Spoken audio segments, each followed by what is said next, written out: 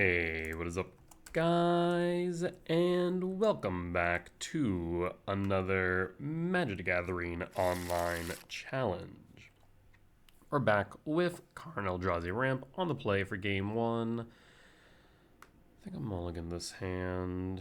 Don't really have many playables. This is looking like a potential turn 2 Karn or turn 2 K return. So we'll drop the Myco spawn. Done. We'll go Breeding Pool, Shock, Utopia Sprawl for red. That allows me to play the K return on 2 in case of an aggressive matchup, and if it's on a combo matchup instead, and we draw into a 7-mana value spell, then we can go Karn on turn 2 or Myco Spawn on turn 2. Shock, Sprawl for red, and pass. And pass. Alright, we have 11 hits off the top for a 7-mana value spell. So I'd like to see that. Either that or a land, so we can guarantee a turn 3. So in Mega Spawner Karn, say Hallowed Fountain. Prismatic Ending would suck here. Yep. Alright, well, that sets us back probably 2 turns now is the problem. No imprint, so now the best case scenario here is probably an Eldrazi Temple off the top, so 4 hits. Second best hit would probably be a Malevolent Rumble, so 7. Shadowy Backstreet. Draw. Temple, best case scenario right there. We'll cast Sowing Myco Spawn.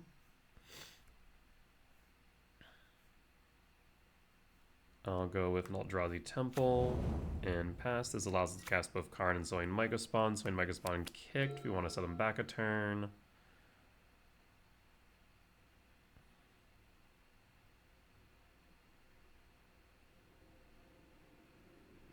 Wondering if this is Goryo's because of Prismatic Ending. That's right now my main concern. Trying to think of what deck runs Prismatic in these colors, and the only one that comes to mind is Goryo's. Polluted Delta.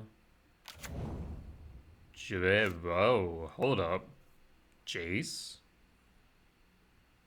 Interesting. That's an unexpected sight.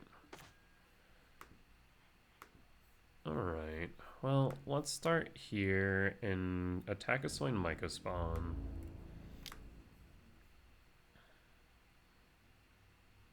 Interesting.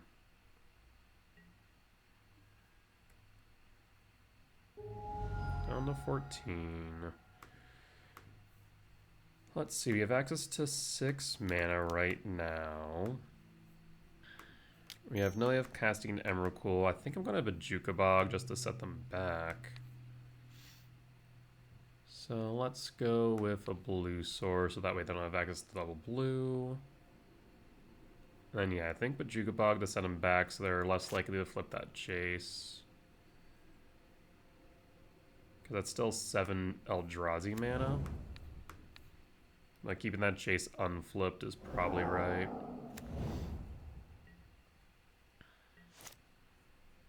Next turn we'll play Karn. Fetch with the Polluted Delta and upkeep. Why upkeep? I feel like it would have made more sense to surveil on end step. Force negation. No attacks. At least I'd be surprised if they attacked. Draw. Sire 7 deaths. Combat.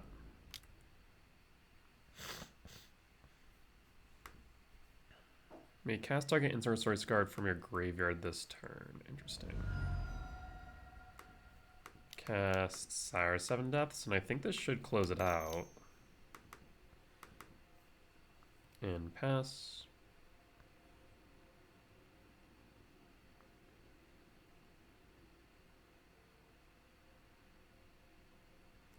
I'm going to say this is more of a control deck, but I don't know. The Jace Vryn's Prodigy is genuinely confusing to me. Thankfully it says target creature, so they can't target the sire. Emperor Bones.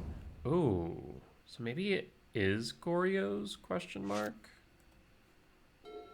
Huh. But I think regardless, maybe just going the Goryo's plan for sideboarding is correct. Let's see. Goryo's. Yeah, dropping the return, bringing in Jailer Dismember. Let's do that. I think that probably is going to be the best play. Because I was thinking Jailer, regardless, in case it was control with Scepter Chant, but the Emperor Bones makes me feel like it could be Goryo's after all. Jace is interesting though, if it is.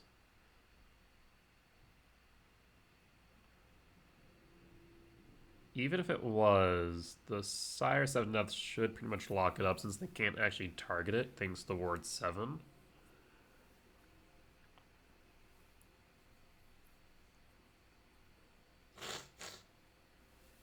Excuse me.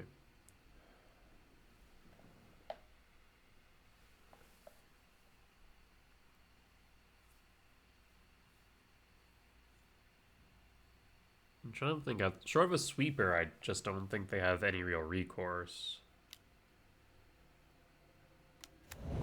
Frog. They need 2 blockers for Sire, though. So that should just be 7 damage. Yep, opponent scoops. We'll go to game 2.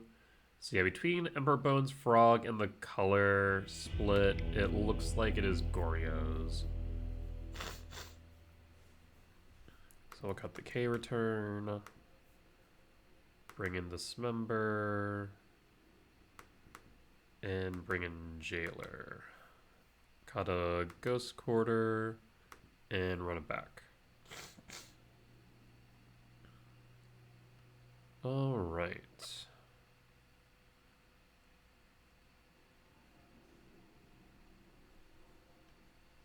Jace Vryn's Prodigy. I wonder if they're playing that over like some number of Tainted Indulgence. I guess it lets you cast back Goryo's for what it's worth. Frog's kind of interesting with it. Allows you to flip Jace pretty early as turn 3. Philology Archaeologist also fills the yard. So I guess it makes sense. Not sure if it's a good mirror breaker or like what the utility is. But it does intrigue me, at the very least.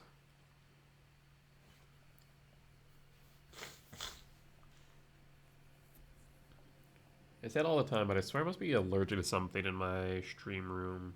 Because like my nose was perfectly fine, and now it's just all stuffy. Could also be that I just have an effed up nose. I need to go see a ENT, ear, nose, and throat specialist because my sinuses are all messed up.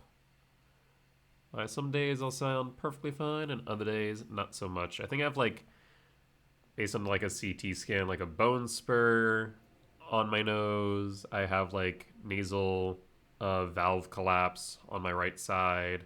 My sinuses are so constricted that they're like far below the average diameter, which causes blockages.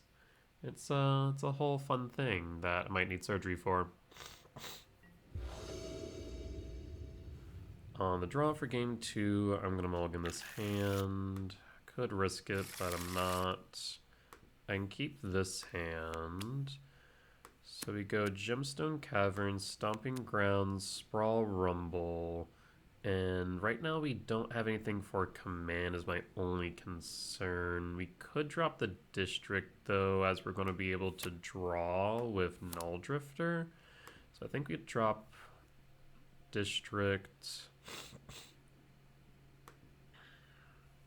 Gemstone Cavern, and then we exile, I think the command Either that or the Null Drift. Because we can rumble into a temple. Yeah, we'll do the Null Drift. Not my preferred, but I think it's right, because I want interaction. Tapped, no Thoughtseize, that's good. Stomping Ground, Shock. Utopia Sprawl for green. Rumble. There's Temple.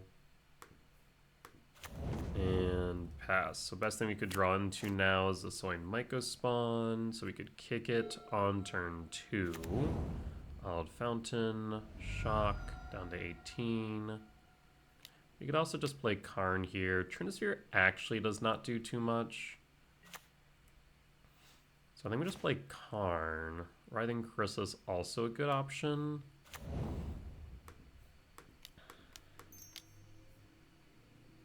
Attempt to do a few things. Like if we just play Karn here, alternatively I could play Writhing Chrysalis, hold up a Command X2. They do play Force and they're tapped out. Actually, I think I want to play Writhing Chrysalis given that they're tapped out right now. It puts pressure on board, holds up a Command X1. And we know that they play Force, so playing Karn or Command feel a bit rough.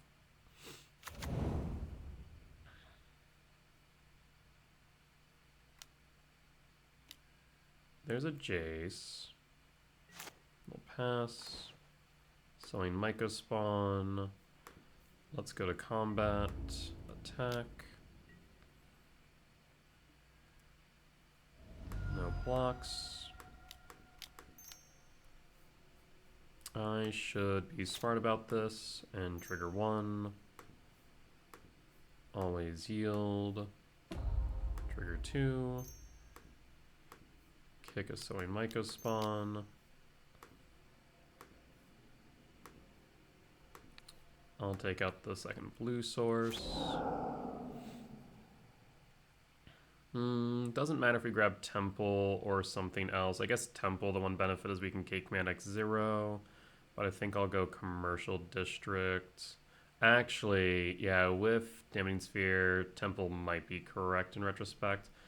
We don't know if it's Control or not, so maybe we actually go Cavernous Souls. Guarantee the resolution through something like a Consign to Memory. Let's go Temple, name Eldrazi, and pass.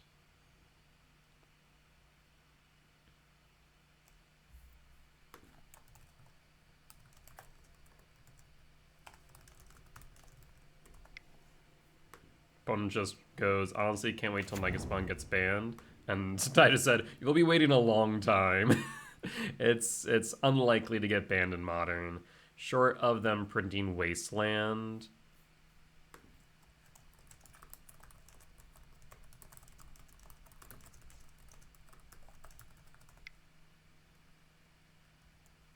Yeah, opponent has a grave misunderstanding of why Sowing Mycospawn got banned in Legacy. It's not because Sowing Mycospawn by itself is a fantastic card, which, to be fair, it is. I say all the time, it is way above rate. It's a 2-mana 3/3, a basically Sylvan Scrying that plays, puts a land in play untapped, and also a single for 2, way above rate.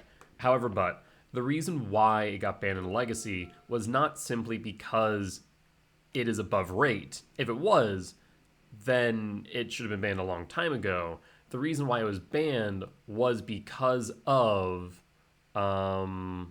Wasteland, right?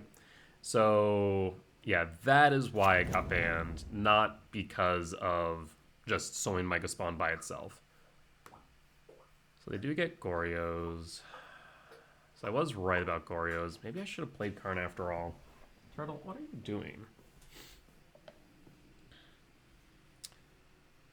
I mean, the good news is Atraxa will die to Goryos regardless. They can't E-Fem it now. They'll gain 7 life, though, which is not irrelevant, as well as all the shenanigans. Chooses Frog, Delta, Consign, Dampening Sphere. and Ashiok.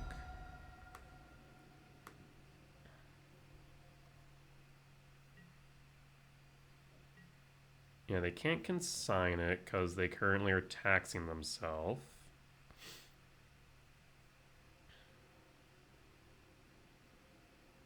They do have consign up for our turn, though. Something to note.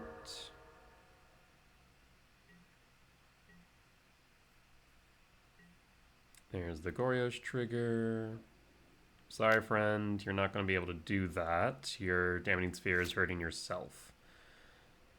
So, good thought in theory, and execution, not so much. But you will have consign regardless.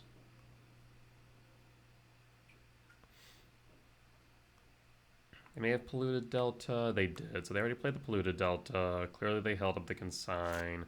They pitched another Jace. Draw. Another Sowing Mycospawn. So I will kick again and guarantee the resolution of... Actually, first, let's do this.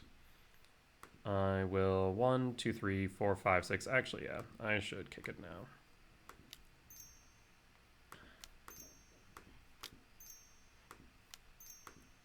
Trigger.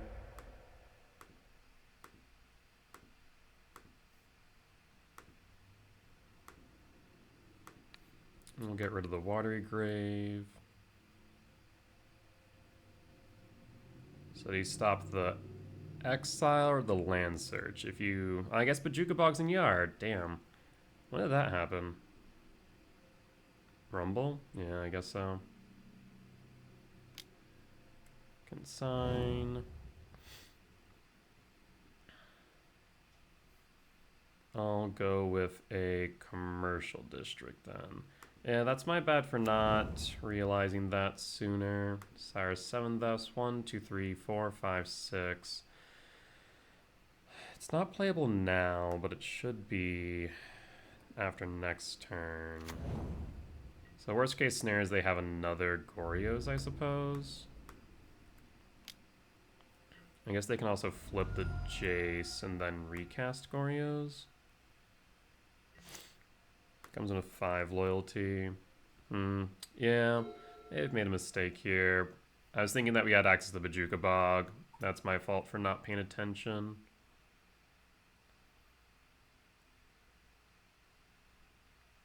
I mean, I could have tried to jam a Karn. It would have been just into the consign. They no longer have the consign, which they seem to have relied on. 7 cards in hand. 3 of them are known. We do have lethal on board, so they can't just let me go unfettered. Jace will trigger. Pitching another Atraxa. You can cast Goryos, yes. But again, you're kind of in the same situation as before unless you have another... There's Goryos. So after Frog. I mean, this time you should have enough to play both and leave Atraxa up. 1, 2, 3, 4. Well, now I wish I had a land, because now Atraxa is a bit of an issue. Yeah, so I misplayed there. I should have held up the K command, realistically speaking.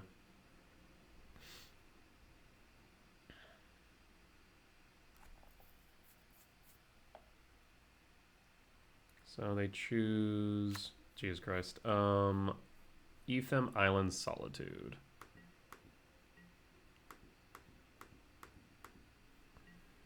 I'll take the 7. Down to 4.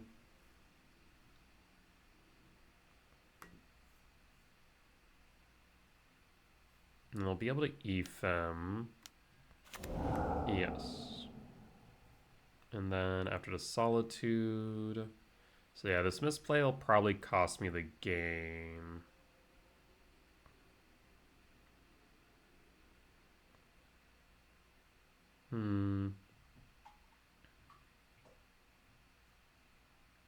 Short of having a force, they won't be able to counter anything, but that might be enough regardless. Because I can X equals 4, which is enough to allow for Chrysalis to block a Troxa, survive an X, or not survive because Death Touch.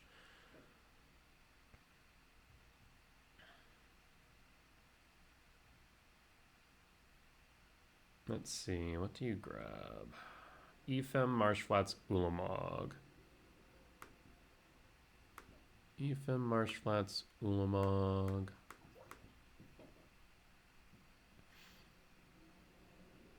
I mean, you can't cast anything else, though I guess you can activate Jace. And I need to make sure that if I'm going to be trying to go grab Bog, that it's not in my yard. That was the worst case scenario. I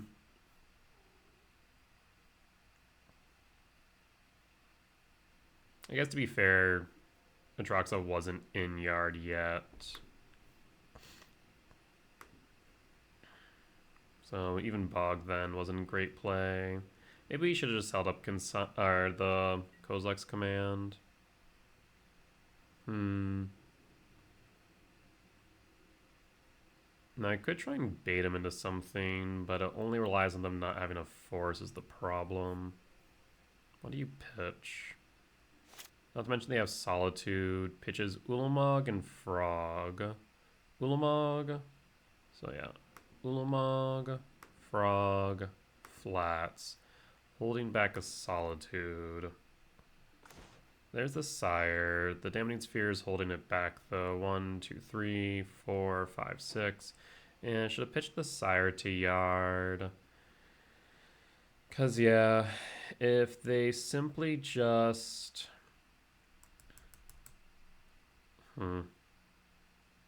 They simply just Solitude, they win. And they have the Ephem Solitude in hand for a blocker on the Writhing Chrysalis. So that's a moot point.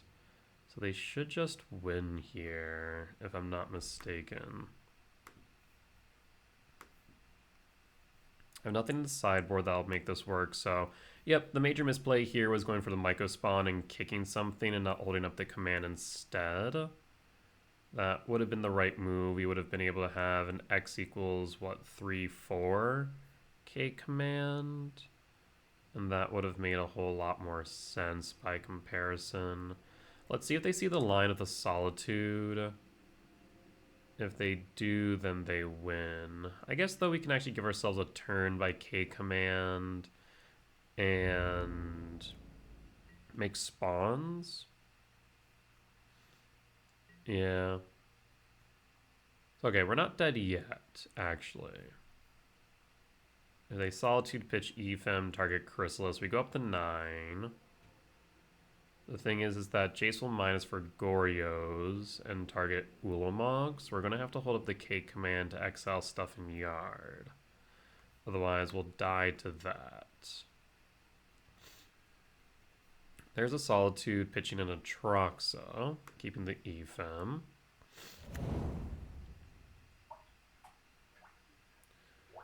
So, yes, with this, I'm actually going to let that resolve.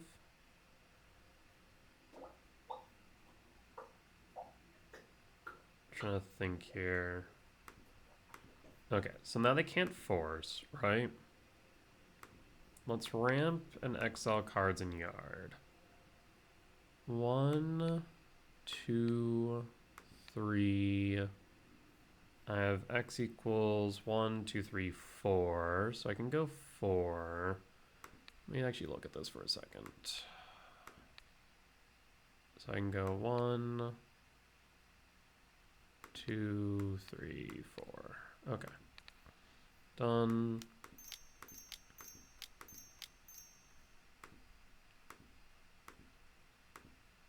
Actually, it's actually 5. No, it's 4. I was right. Done.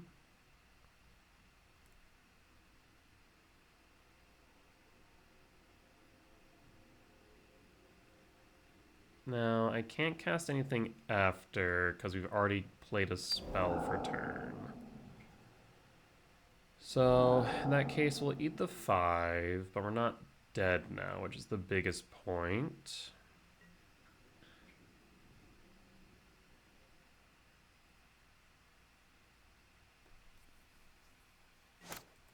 There's the Ephem. They could Ephem the Troxa, though I'm doubtful they will.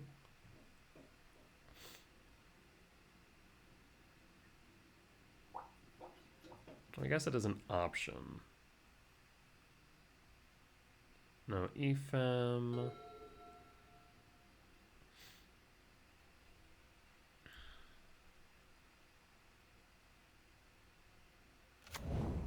Land for turn. They're up to 18. They'll attack and go up to 25. So if they have interaction for the Sire 7 deaths, if it hits board, then that would be problematic. I'm trying to think of what interaction they have short of Solitude, and it's not much. Go to combat, attack with Troxa, go down to 2.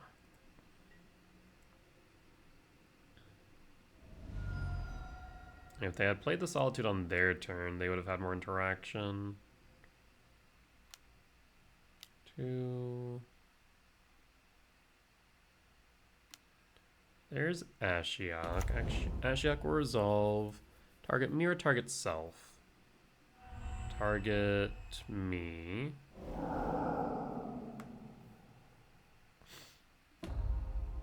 Jace will target Mycospawn. I guess Jace will be able to target the Sire's 7 deaths, wouldn't it? Won't it? That is actually a bit of a problem. So it might actually be better to try and resolve Karn then. Draw. They do have the colors for Prismatic Ending, though, is my only concern there. Huh.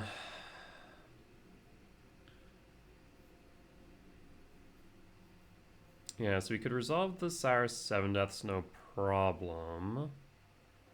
But it's going to get minused by Jace, which means that it will no longer be able to kill a Troxa. The Jace actually kind of relevant here. Alternatively, I could try and resolve Karn and try and go into bridge. 1, 2, 3, 4, 5, 6. 6, 10. And if we resolve that, the only issue then becomes a Prismatic Ending. We know 3 of the 4 cards in hand, though. Actually, is this the same island? I think it is. So I know 2 of the 4 cards. We know of Ephem and a Damn Sphere. Yes. So resolving Karn for bridge might be correct. So resolve Karn. Do you have a force or have a consign? Minus Karn. Yes. For Ensnaring Bridge.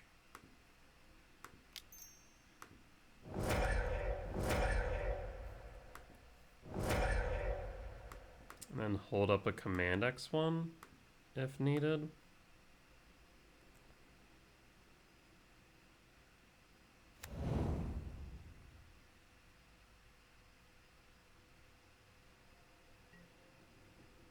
The only problem now is that they do have access to Prismatic Ending. So next turn we'll have to minus Karn for whatchamacallit. Actually, I'm kind of concerned about 2 things. What's Jace's ultimate? You get an emblem whenever you cast a spell, mills 5 cards. I'd have to deal with Jace as well. We have a few things we need to be concerned about. Jace being one of them. Prismatic Ending being another. Because the ending just kills bridge. There's Ephem for a Troxa. They do find the Prismatic Ending. which means they should just win. Because they have 1, 2, 3. Yep, so we'll just concede here then. Alright, so bit of misplay on my part. I played aggressively, even ignoring the bog, the fact that I was in the graveyard. There was no real targets for bog to speak of. The better play was to simply hold up the K command. So that was a misplay on my part. I will cut the the Gemstone Cavern and bring back in the Ghost Quarter. And let's run it back. Alright. Noted.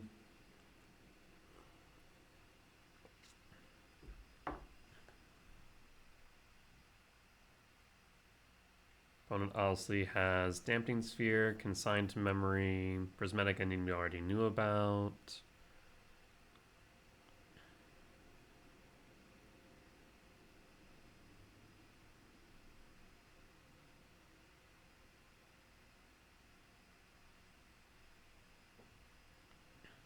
Yeah, had we held up the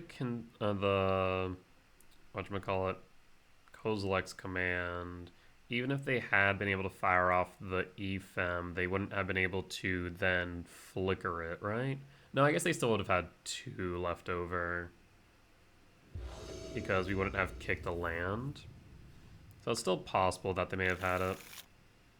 Hand feels a bit slow and non-interactive is my only concern. Yes, we're on the play, but I think we'll mulligan this. This is better for a lot of reasons. I'll keep and pitch a Karn. Play Ugin Lab, imprint Ugin, and play Soulless Jailer, pass. So that interrupts the Goryo lines, but doesn't stop Emperor Bones. I'd love to see a land off top. Watery Grave, Shock, pass, holding up Consigned Memory.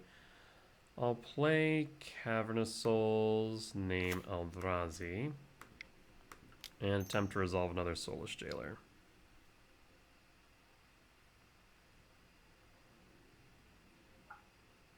Again, would love to see a land off top, because this would allow me to play Sowing Mycospawn.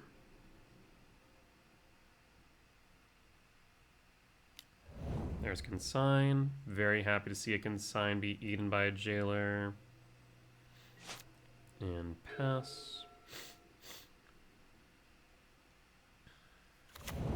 Under City Sewers, that's fine at a glance. Keeps it on top. Draw, land please. Sprawl, that's a whiff, we'll pass. That's a bit rough. And pass. Polluted Delta.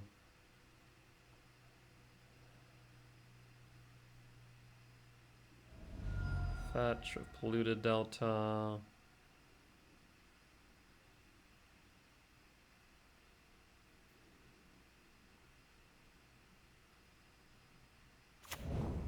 Hollowed Fountain.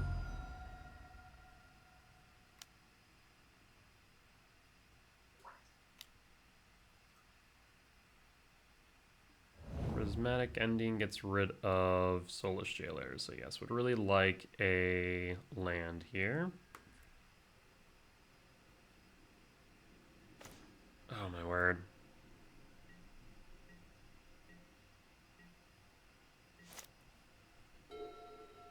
You've had, what, 2, 3 draws and no lands? So they're definitely in the driver's seat now. My only real recourse is resolving a Karn. Yeah, punting game 2 might very well cost me. I guess I wouldn't really say it's a pawn, just a misplay. Chase Friend's Prodigy. Draw. Land. I mean, I think it's right for me to cast this now. Well, shit. No, I need to hold it for a lot of reasons. As much as I want to find a land drop, it's right for me to hold in case they try and Goryos. Unfortunately.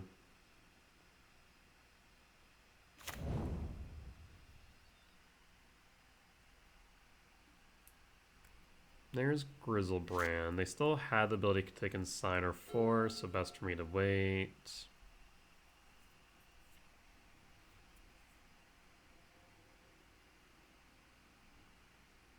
At the same time, now they get to flip Jace, which is a bit problematic. Let's see the Goryos. We'll cast K command, ramp and exile cards in yard. If you have a counter spell, you will likely win this. And done. And pass.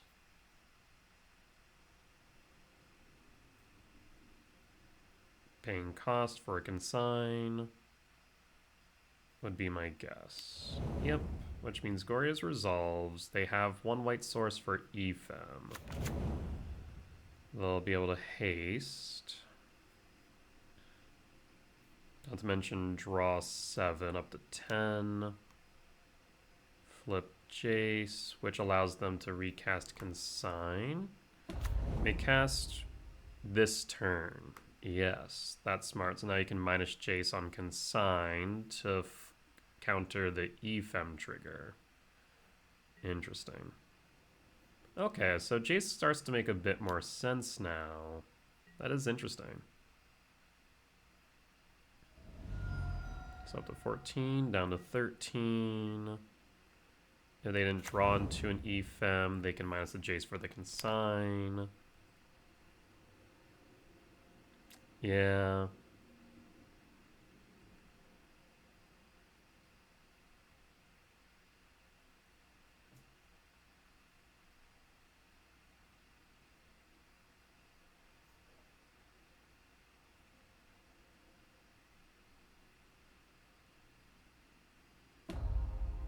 Jace pluses, Goryo's. So this must mean they have the Ephem. Okay, they just have another Consign. Surprised they didn't hold that. Ugin Lab. Attempt to resolve KGC. Do you have a force? There's the force, so that's a Psychic Frog gone. We do have a KGC next turn, but it might be a little bit too late, unfortunately. Shouty Backstreet trigger. Because opponent will be able to draw in a ton, not to mention they can Goryos for lethal, so they have it. That's GG's. Yep. Well, that's on me. I think I probably had a winning state in game 2, and I just threw it away trying to be aggressive with the Sowing Myco spawn. If I had instead held up the K command, while yes, there was a chance that they would have countered it with a consign to memory, there was less of a chance of the situation getting to where it was, right, with a Troxa. We have at least would have had interaction, whereas with obviously playing the Sowing Myco spawn, we had 0 interaction. So I want to say that was a misplay on my part. At the very least, we took the wrong line. I guess one could argue that both lines were viable. Sowing Myco spawn at least reduces number of cards on, or number of mana on field, which is relevant, even if we didn't have the Bajuka Bog, versus holding up the K command allowed us to interact with them if they go for the Goryo's line. So I think both were relevant, but clearly we took the wrong line, as it resulted in us losing as in the end. So give and take there, I suppose. But that being said, we'll be back for match 2. All right, and we're back for round 2 on the play for game 1. Let's take a look. That's a mulligan. That, you can keep it. Pitch the bog. Done. Forest. Sprawl for red. And pass. So best hit off the top here would be Rumble or a Temple. Watery Grave, Shock for Thoughtseize. Takes commands. Now we're just top decking. We'll play Talisman. And then fetch for Commercial District, most likely. Play the Talisman they know about. Play Wood Foothill, pass.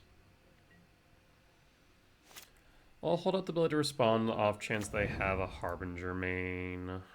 They do not. Either that, they're holding up a counterspell, which is more likely. Fetch. For Commercial District, trigger. For Null Drifter, top. So unless they have a consign, we'll just Divination. I will play Talisman of Impulse. Play Verdant Catacomb.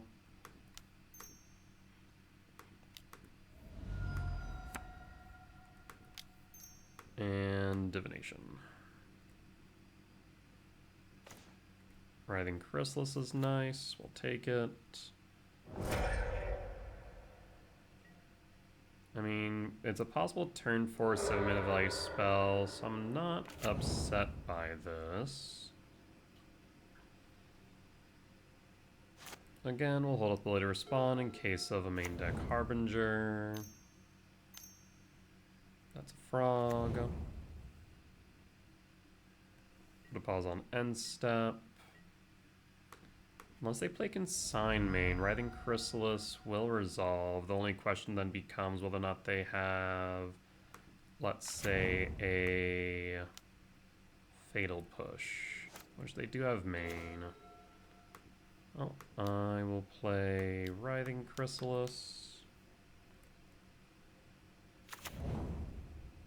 Body will resolve. And I'll pass. I mean, we have all the mana we need. 1, 2, 3, 4, 5, 6, 7, 8, 9. We can cast anything in our deck. We just now need... There's a Fatal Push. Yep, I was right about that. We just now need something to cast.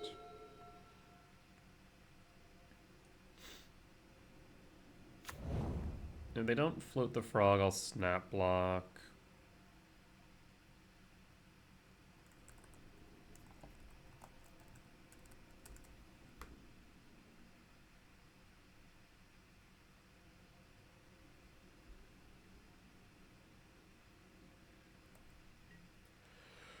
Go to combat. Yeah, they really should flip the frog here. Go to blocks. No card advantage for you.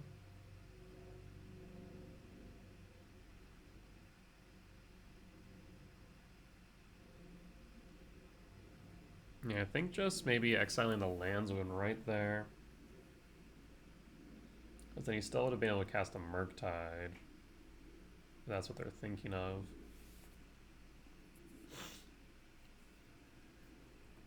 Fetch with the Bloodstained Mire.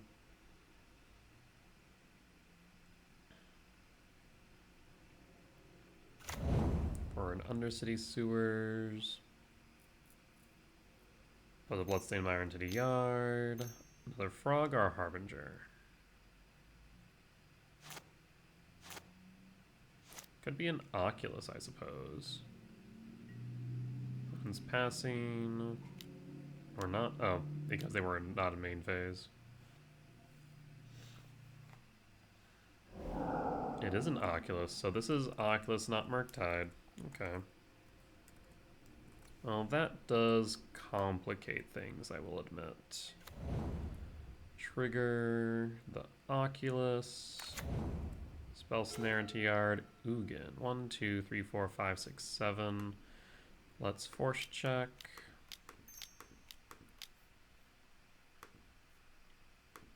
Target Oculus. At the very least, Oculus should be exiled.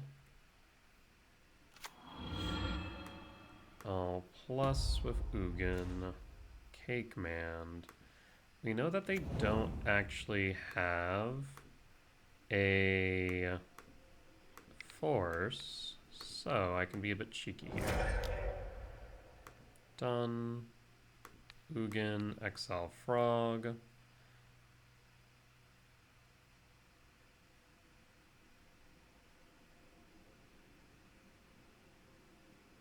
And Bone Scoops. Alright, we'll take the win for game 1. Let's move on to game 2. Bring in Dismember.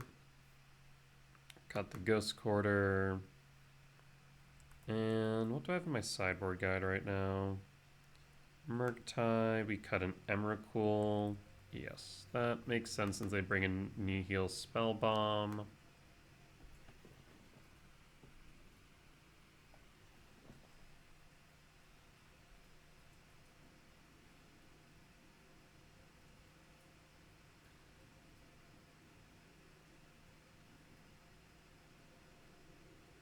And the nice part about that play too is we exile the Frog, we draw a card with the Lab Trigger still on the stacks. If we draw into a 7-mana value spell and we wanted to tuck it, we could. But I don't think there's many instances where I'd want to.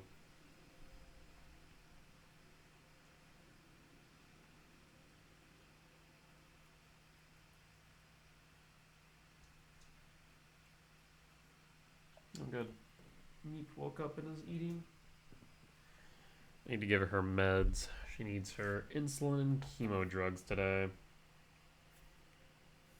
I can't give those to her on an empty stomach, but she's been sleeping this entire time. Honestly, I wish I was.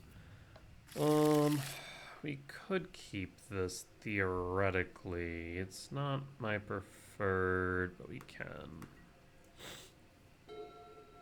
If we resolve a Karn, then we're in a good spot. Thoughtseize. Probably takes Karn here. Otherwise, might take Dismember. I'd love to draw into a land so we could go Breeding Pool instead of Bog on 1. Otherwise, if we don't, we go Bog on 1 into Rumble on 2. But taking Karn's probably right. Dismember is probably the second best choice, especially if they have a Harbinger. I will Bajuka Bog, so I did not draw into a land. We'll pass. Go Breeding Pool next turn into a Rumble. I do need a Forest because they could theoretically go into a Harbinger next turn. Breeding Pool, Shock. Rumble, we desperately need a land. Well, we found lands for what it's worth. Templar Lab. I think I'll go with Lab, actually. And hold. Next turn we can tuck the World Breaker. Push up to 5. We know that they don't have a force, so if they do tap fully, there's a question of just casting Command to get rid of Frog. I think I snap block here. I'll block.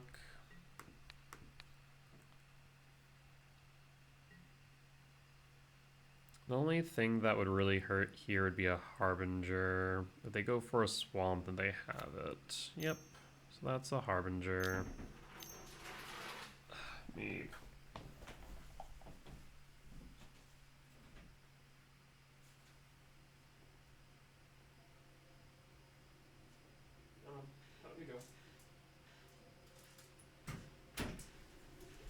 Yeah, should have probably telegraphed that, given that they went for the Dismember. So now we have no playables next turn, whereas we had that, we could have kept the Karn, I suppose. Well, now we have a playable. Rumble, still no force. We can go for Templar Talisman. I could go for Talisman, makes the spawn uninteractable. And does give us a red source, actually. So I think we go Talisman. Because then we can K command next turn. Or K return, rather. And pass. 6 card types in yard. Still short on Emrakul.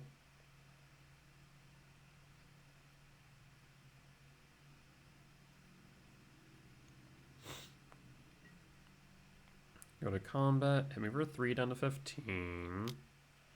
And I was very lucky we drew into the forest. If we hadn't, we'd be in a desperate position. Pitches Frog, tells me they likely have a... whatchamacallit? Unearth. Frog hits, up to 4. There's the Unearth. Nope, there's a Frog. Okay. Draw. Null Drifter. Null Drifter is interesting. So if I do this, and this resolves, we might be able to do something really fascinating. K return. Pitches with Frog. Emperor Bones. So the Harbinger dies. Ugin Lab, Imprint Breaker, Evoke with Null Drifter. Draw 2, retrigger return, and yes. That was pretty good. Alright. And we'll pass in full. Next turn we'll have a pretty substantial K command, or to play Karn.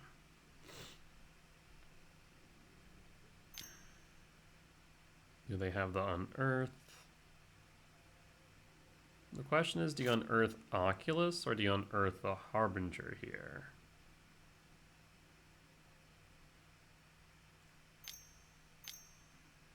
Dampening Sphere. Okay, that's fine by me. That only really impacts the lab right now. So, I mean, I think if they don't have a force, just go Karn, Karn minus for Tormod's Crypt. Cast Tormod's Crypt for 1. And hold up Dismember. 1, 2, 3, 4, 5, 6. 1 short on World Break. Under Damp Sphere at least. So no on Earth. Passing. And draw. We'll just sprawl. 4 red. Play Talisman of Curiosity. And I could plus Karn on Damp Sphere, but I don't really want to do that. I'm also a bit afraid of a Bowmaster, so I'm just going to plus Karn on nothing here and pass. We can Command X2 next turn. We can also Dismember. Subtlety. So this allows me to Dismember.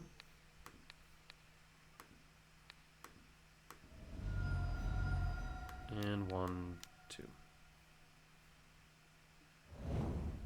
And pass. And hold.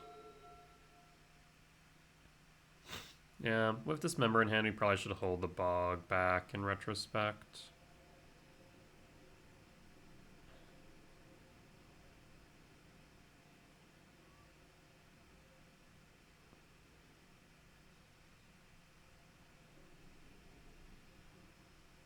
Next turn I can minus Karn for bridge if I really want. Kaito, that is fine. So yeah, bridge is probably correct then. Surveil. Nope, gonna get a counter. Draw.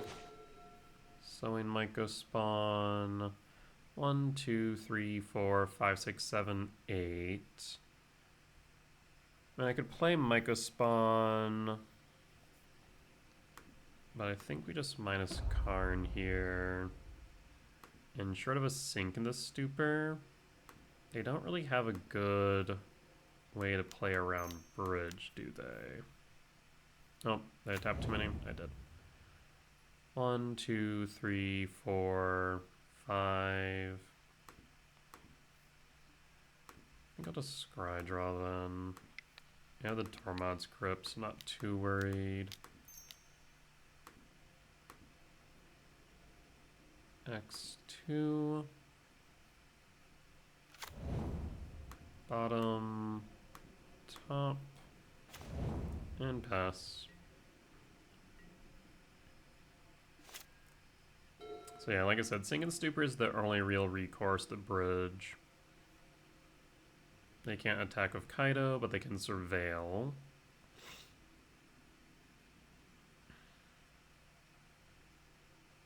Puts a polluted delta in the yard. Plays a frog.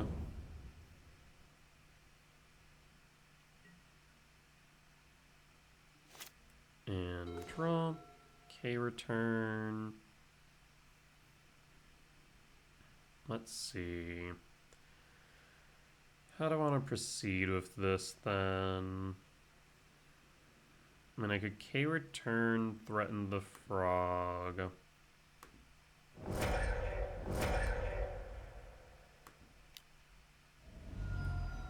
Want to pitch a card?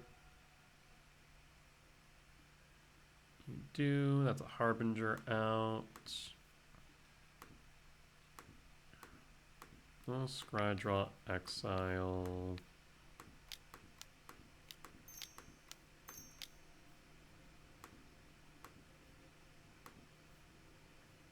So frog out. Bottom. We haven't hit a land for turn. Bottom.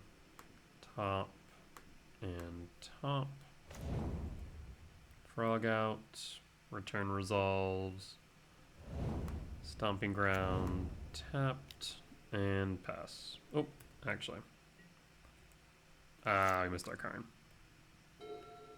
Forgot I had not ticked up of Karn yet.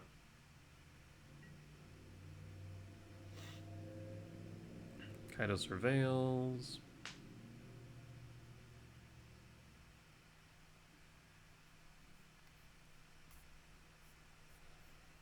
And draw. Let's take up of Karn before I forget again. Short of a consign, the Ugin or the Kaido will get exiled. Words.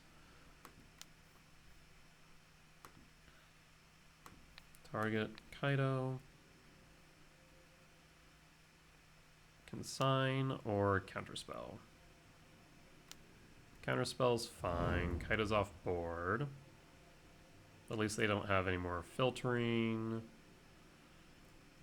And at this point, we'll just return Ugin the hand on end step.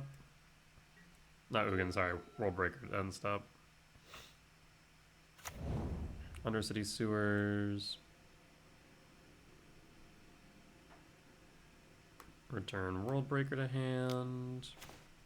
And pass in full. Do I even care about Damp Sphere? Probably not. I think at this point I can just go 1, 2, 3, 4, 5, 6, 7. Triggers. Exile my bridge.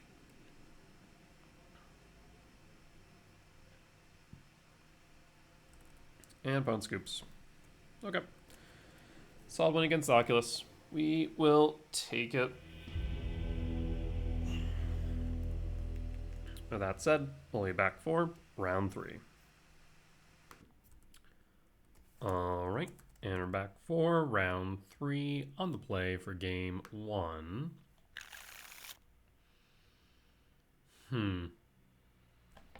If I draw into a 7-mana value spell, it's not that bad. Hell, even though it's a green source, so 11, say I'm going to say 20 hits off the top here. Otherwise, we go Talisman on 2 into Rumble on 3, which isn't ideal, but it is a play.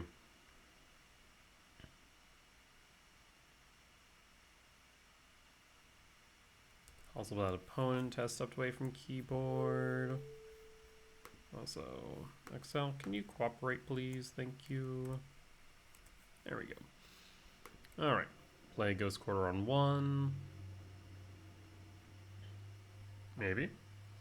Maybe not.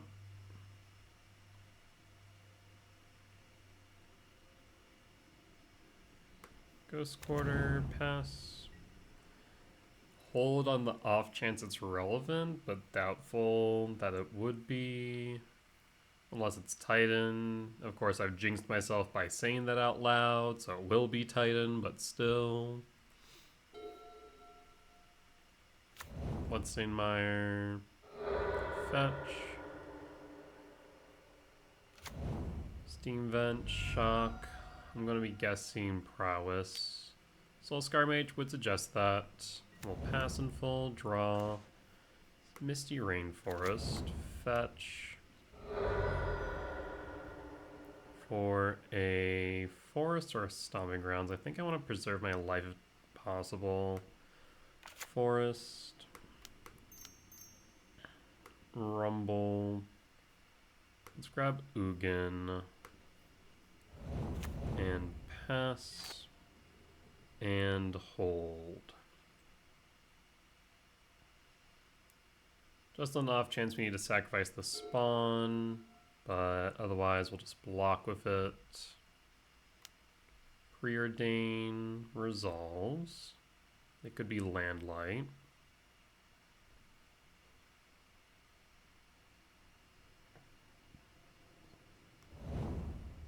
Zero top and draw.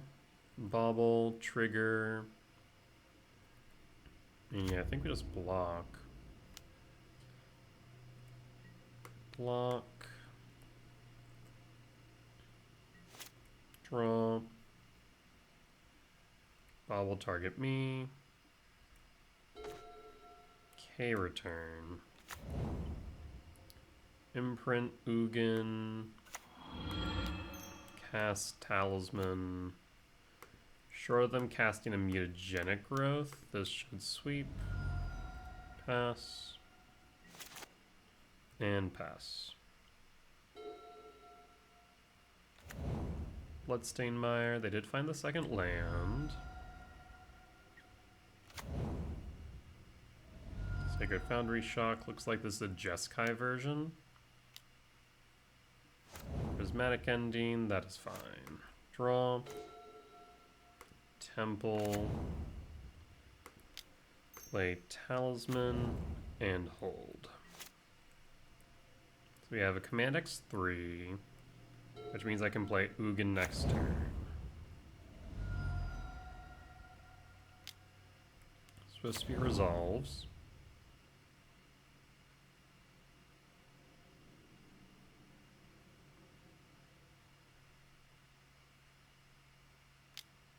Preordain resolves.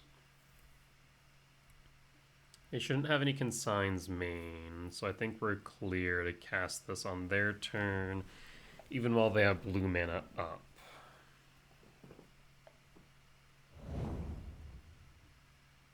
Go to combat.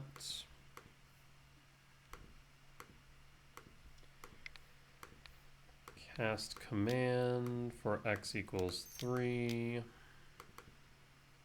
And done.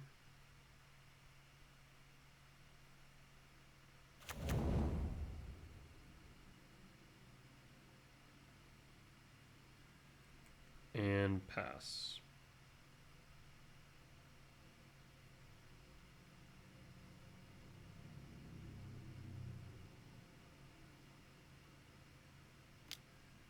Lava Dart, sack and response.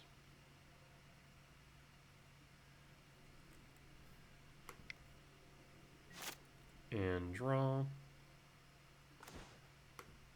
I will kick a Myco spawn.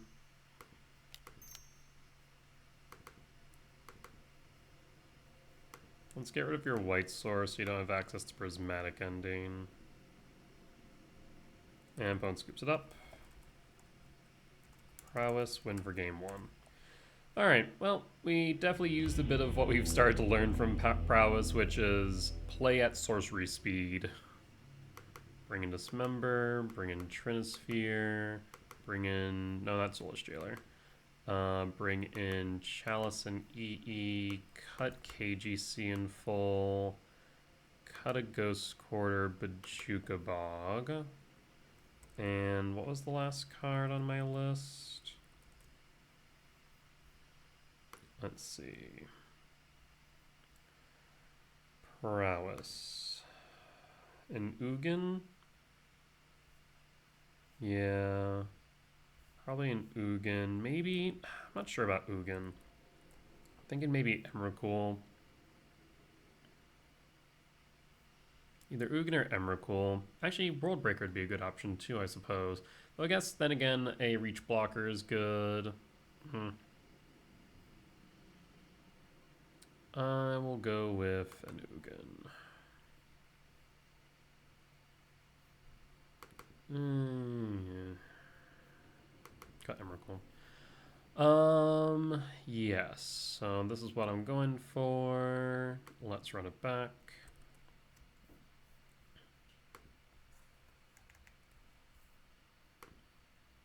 Against Prowess, update this. Keep the Ugin in. Alright. I will keep. I will pass. Play Temple. Hold up Dismember.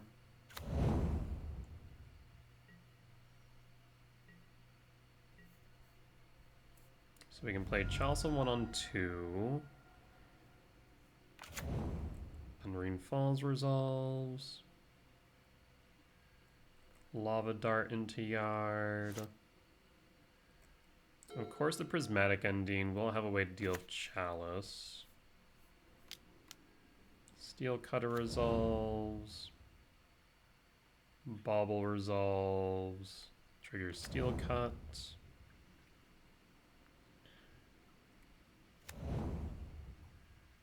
Go to combat. I will Dismember.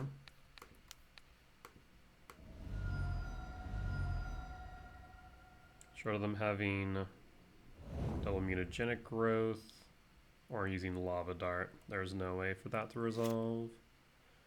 Lab would be nice. Bob will target me. No lab. Find a Chrysalis instead. So I'm a little bit concerned about going Chalice here, because then we have no playables next turn unless we draw into a land, which we do have a good number of hits. 21, 20, 18 hits. We'll go Chalice on 1. Of course, Steel Cutter can still trigger is the problem. But at least now their 1-drops aren't hitting board. Next turn we'll play Talisman at the very least. Of course, with our luck, we'll draw into a Utopia Sprawl. They pass in full. Windswept Heath. I will fetch. Shock in a Stomping Ground. Yes. For Writhing Chrysalis. This will then enable me to play a Kicked Mycospawn next turn. If they don't interact with the Writhing Chrysalis, or rather the spawns it generates. Sacred Foundry Shock. Could have Consign. It does get around Chalice with Replicate. There's Replicate. So we'll pass in full. It'll counter the initial, but not the replicates. So Chrysalis will be down. Next turn we can play the Myco Spawn. Cast our Myco Spawn, grab Lab, cast Talisman, set up for Sire next turn. Yes.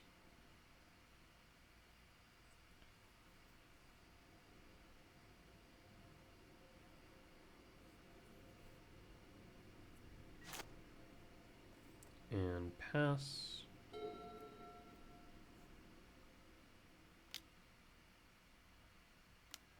Another Quarry Steel Cut. Double triggering that will be rough for me, even if it doesn't do anything, so like a Lava Dart.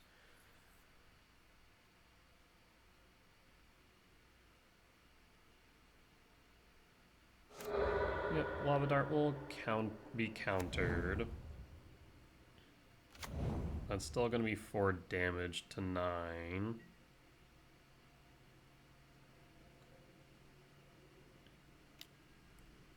Draw. K command. Okay, well in that case, I'm going to cast Sowing Myco Spawn.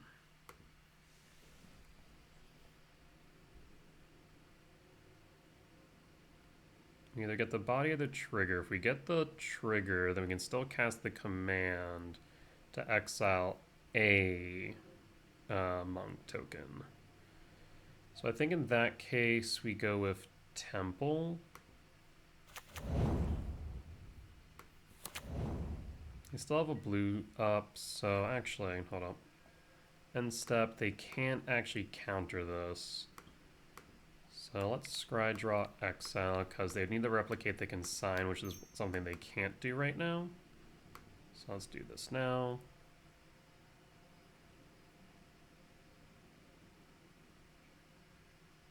Draw an Emrakul, would like a land for the Sire.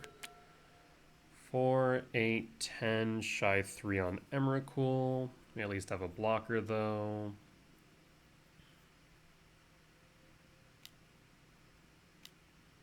EI will pump the monk.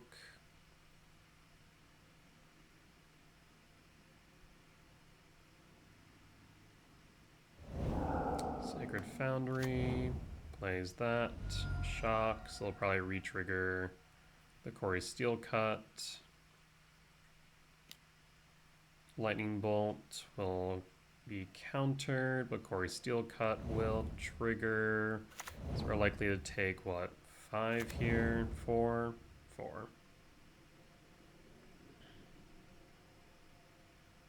I guess 5, unless I block the 3/3. Block you.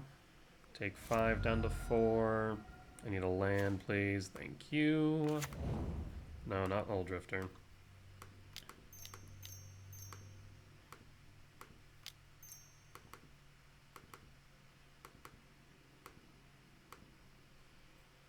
Sanctum of Ugin. I'm going to choose not to right now and pass.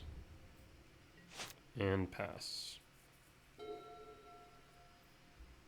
The Sire's 7 Deaths should lock this up, especially with Chalice on board right now.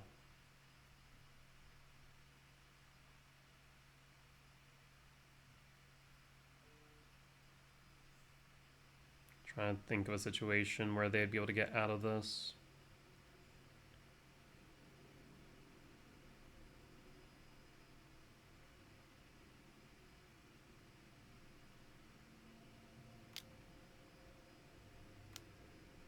EI.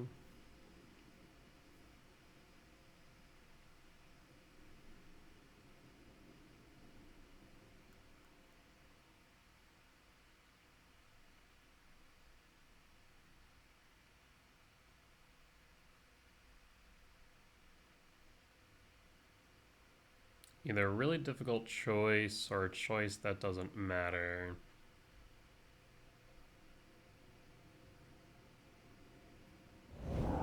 Prismatic Ending. They will be able to Prismatic Ending the Chalice now, but I don't think that's going to matter all too much.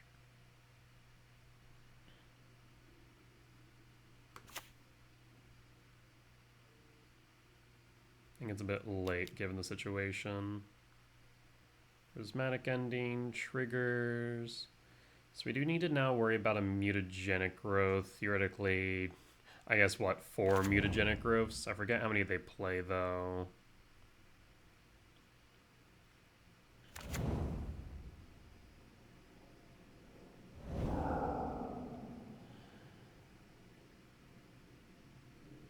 And realistically speaking, we should block the 3 power monks with the Soin Megaspawn and the Sire.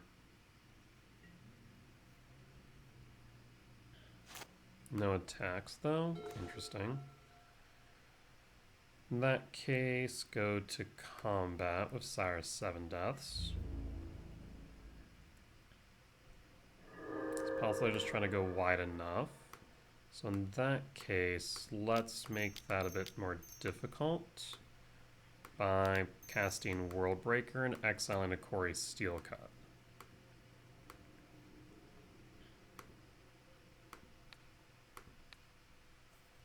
So Kori Steelcut down. I'll choose not to.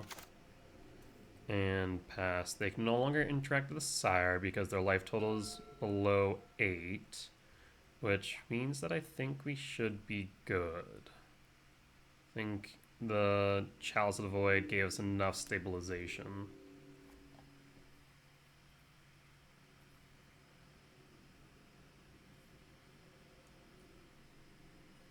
Alright, we're learning. We're learning how to play around Prowess.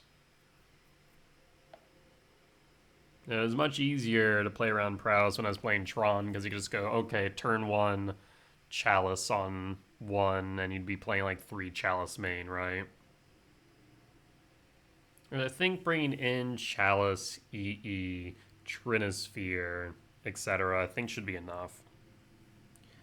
Because EE kind of works as another Kozilek's Return. Chalice acts as another Trinisphere. So running like 4 sweepers, 2 dismembers can be good.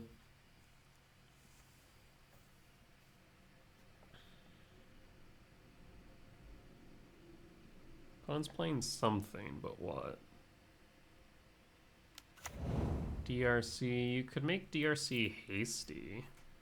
That's a thought.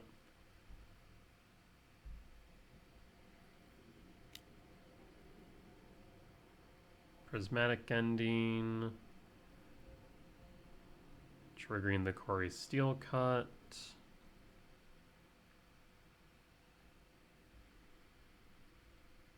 You'd need a way to ensure that Sire's 7 deaths doesn't hit for 7 is the only thing. What's interesting, they could have cast that for 3 colors and actually, well, I know, Sire, Someone Likes Once 4, never mind. They attack all in. Interesting.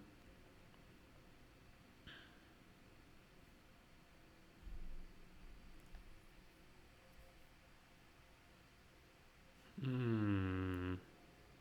mean, the one of Trample should be blocked likely by World Break. Sire's 7 deaths, and I'll block with Soin Megaspawn as well.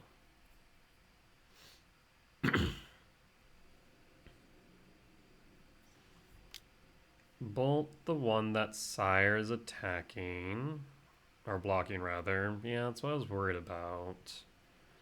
So that's 6 damage on board. I'm down to 5. They need to get 5 more damage. So if they have a second bolt, it can target me. They win. Oh, that's frightening thought.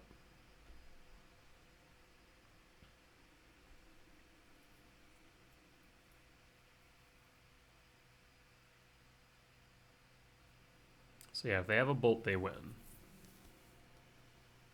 Right? Because this will buff them up to 3. So that'll be 6 down to 5. 5 down to 2, Prowess 2, yes. So yeah, Bolt wins them the game. Does a mutagenic growth get them there?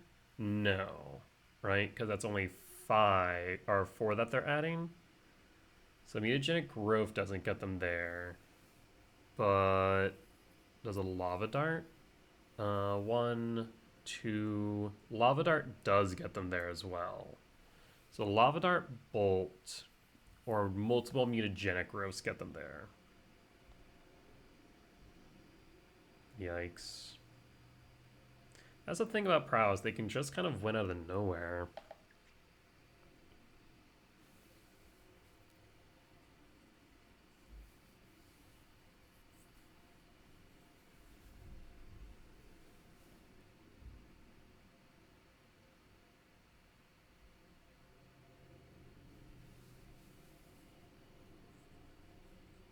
I wonder what its meta percent share is now, because last time I looked it was rising up to like 6%.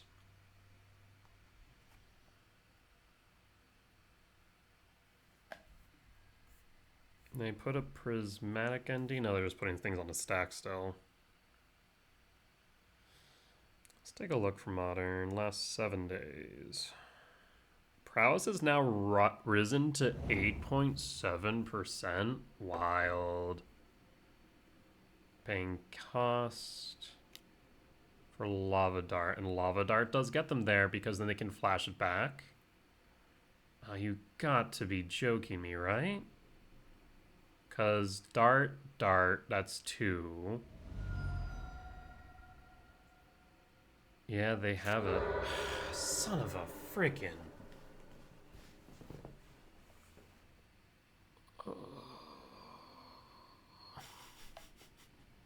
I mean, I feel like I played to my outs, so I don't think I can really, like, sit here and say that I should have done anything differently, so it is what it is. Damn. Alright, well, let's cut the gemstone, bring back the ghost quarter, and run it back. Yeah, nothing else I could have done there. We played to our outs. The Sire was the right move.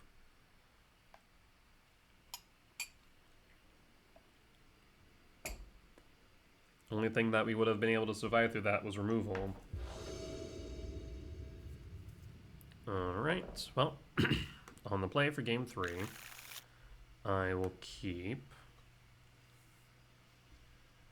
I will go. Do you want to go commercial district here? Set up for a lab, ideally. Commercial district, Misty Rainforest to Grave. Pass. And pass. So we'll go Temple into Rumble then. And into Trinosphere. I do think the Jeskai version of Prowess is probably the best because it does have access to Prismatic Ending, I will admit. Temple. Rumble. I think I like the idea of Null Drifter, but we don't have a blue source, especially going over the breeding pool. Kind of rough. You'd need a Utopia Sprawl, but I'll take it. And pass. And hold. We do have the K return in Yard, which is relevant. So if we can get to the Sire 7 deaths, we're in a good spot. Again, I will snap block here. If we find Utopia Sprawl, then we'll be able to Null Drift or Sweep.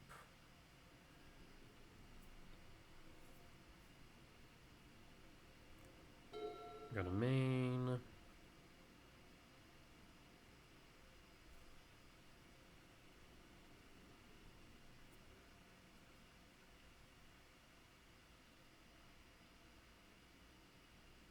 Types in Yard. Steam Vent Shock. Corey's Steel Cut. So short of a Bauble or a Mutagenic Growth, they shouldn't be able to trigger it. There's the Bauble. And this Trinosphere, if it was 1 turn sooner, would have been nice. I'll block the Soul Scar.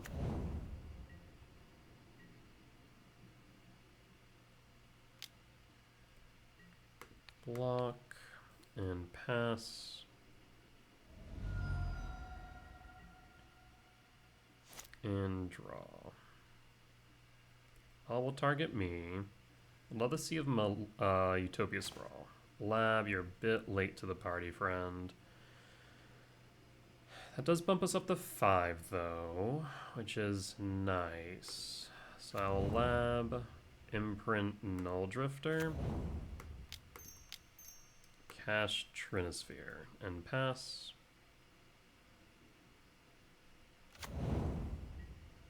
So that should slow them down unless they have a land in hand.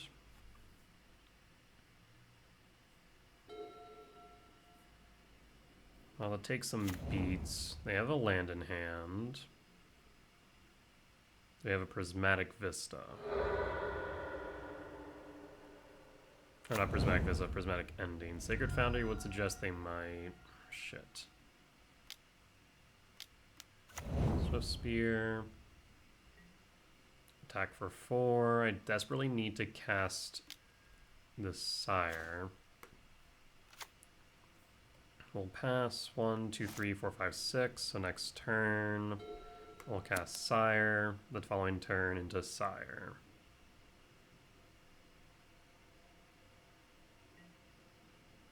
The combat, attack for 4. Down to 10.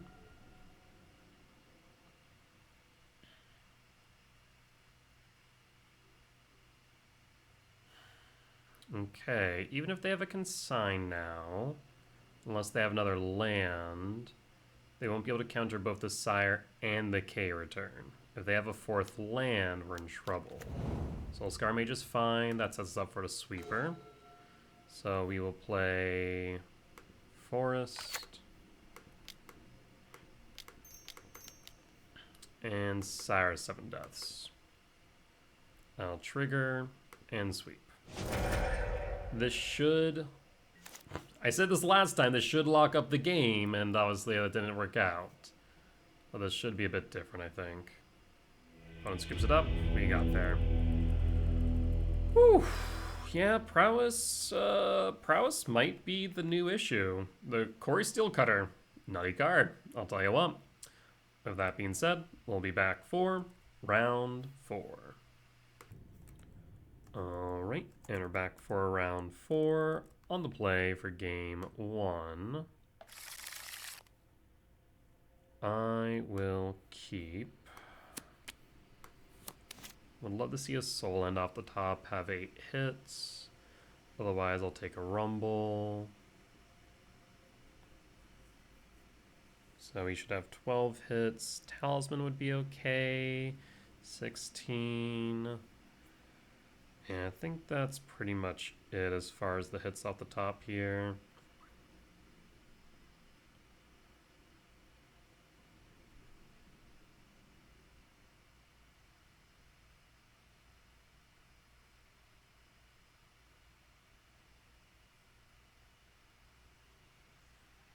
Question of the day is, what is opponent playing?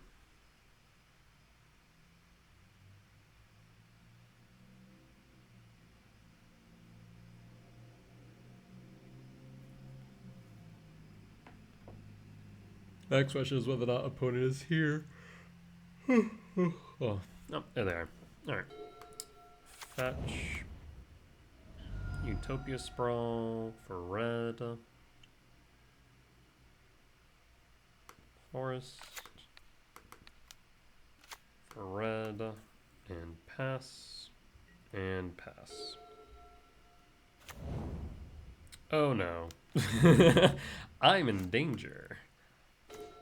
Okay, command does not cut it, so we'll go Windswept Teeth and try and set up for a Surveil land. So what we'll need to do is we'll need to cast Micah Spawn and fetch for Ghost Quarter. Of course, Lotus Field does play around it. Fetch with Windswept Teeth. Commercial District. Trigger. Talisman to Grave. I need lands. Draw.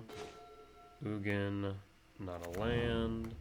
Sowing Mycospawn. Cast. Hold up Ghost Quarter. Not sure why I do that now, but okay. Ghost Quarter.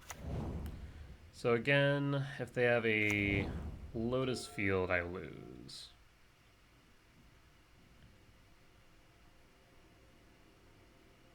And of course, this only works one time. Ghost Quarter, target Gruul Turf, and pass. Forest for 2. Pick up 1. Explore, looking for a land, plays the battlements. So no bounce, either that or it wouldn't get them to 6. Talisman of Impulse, play Talisman, go to combat. Actually there might be an argument for me to command X1 here. Is there? I haven't hit a land drop. At the same time, an X1 could get rid of a sacrificed Aftermath Analyst to stop the loop. So we hold up the X equals 1.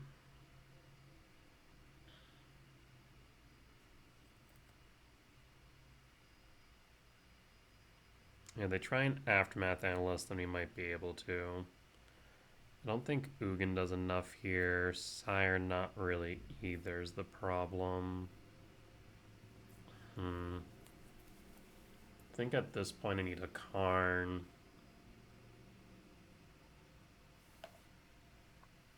Would Karn even be enough? Ish. What I need is a Karn X1. Or we need a Karn into EEX1, so I need 7. 1, 2, 3, 4, 5. So they have 5 mana. Green. 5. Escape shift. So they might be going for the Aftermath Analyst line. So they can go 1 Lotus Field, T West Bounce Land.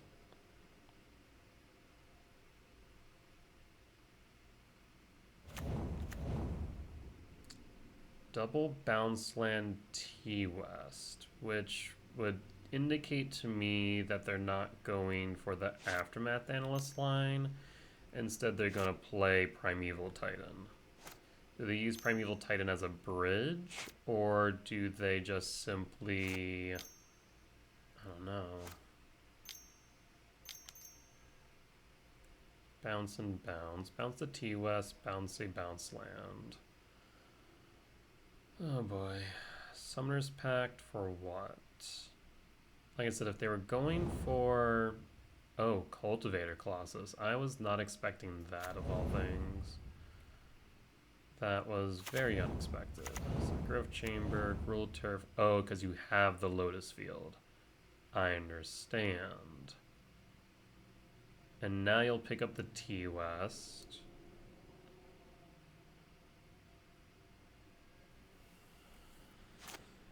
Okay. Let's see if we can survive this turn. We can X equals 1 with the K command. They do go for the Aftermath Analyst line.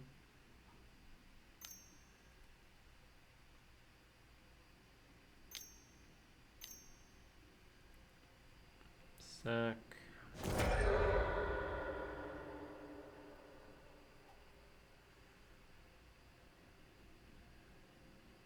They have the Primeval Titan now, for God's sake.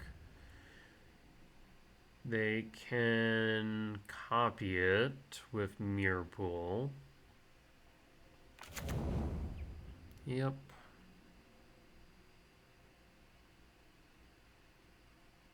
Now they have the second Lotus Field in Yard as well.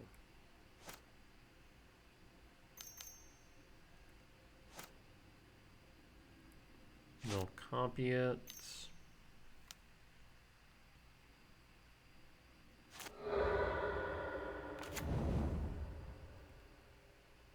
They do need their T-West.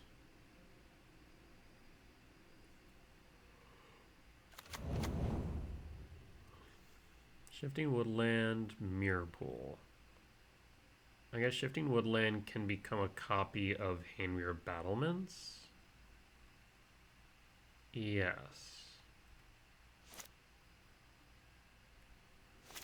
So by not having any forest, they could do that, but they're not. But why?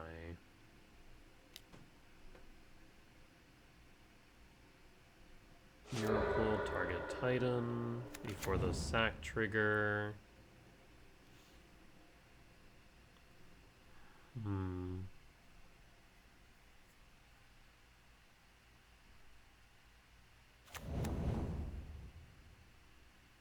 Mycosynth Gardens. Why Mycosynth Gardens here?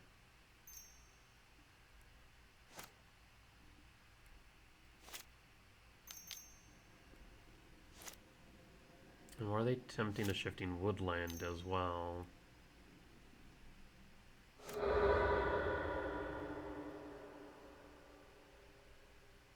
Transmute, okay. Well, so now they've played around the K command, haven't they? If they only had one amulet, then we could maybe play around this. They sack.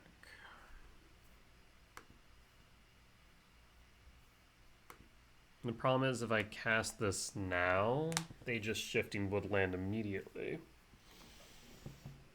So that doesn't work. We could get rid of the Handweir Battlements. That way they can't haste the Titan at least. So if they don't have the Valakut line, they can't win this turn, question mark. That might be the right move, but the problem then is they can Otawara Beseiju my entire board, leaving me with just 3 forests.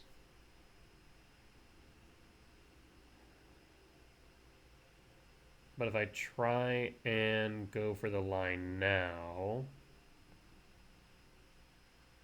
they have 5 types in yard.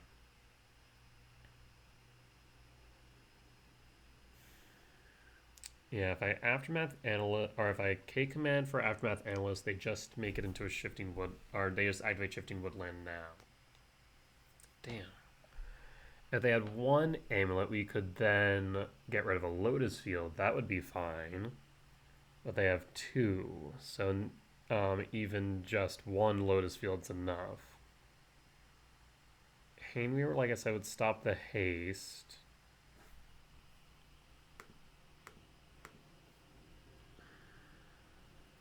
Damn.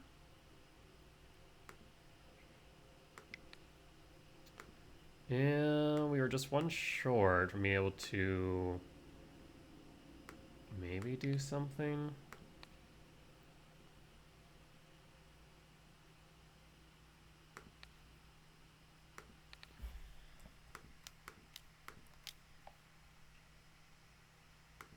And pass. Alright, well, you know. I guess I could have gotten rid of the T-West, because then it can't act as a bridge for Titan. But I think getting rid of the Handweir might be better.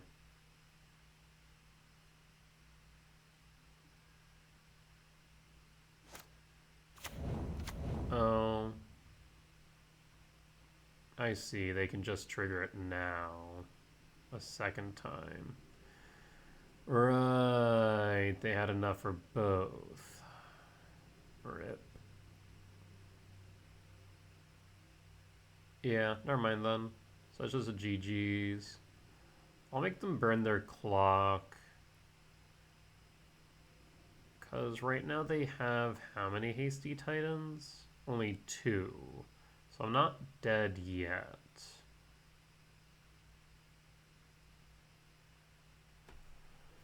Interesting.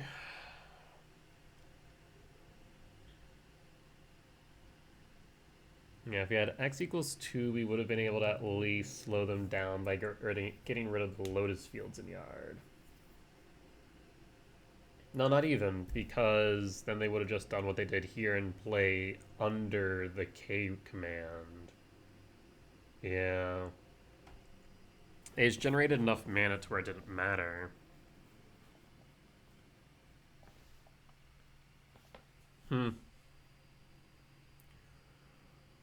Awkward, awkward, awkward. Did I have any outs there? Not really, did I? Yeah. I mean, we slowed him down a turn with a Ghost Quarter, right? But beside that, we were in a pretty tough spot. Unfortunate. Oh, excuse me. Well, we'll just watch them go off. Have them burn their clock. I'd say that we made their life more difficult, but not really. Just a bit more expensive, I suppose. Because they had to burn 8 mana in order to get the Aftermath Analyst out in time. They have 4 types in Yard. They'll have 5 types once a land is in Yard. So even taking out a card type in Yard doesn't do enough. Huh. Yeah. They had 2 packs, 2 creatures, and 2 sorceries. I guess only 1 artifact. If I had taken out the Amulet, no, because eventually then they would just have another land, so that'd still be 4. So yeah, not enough. Not enough.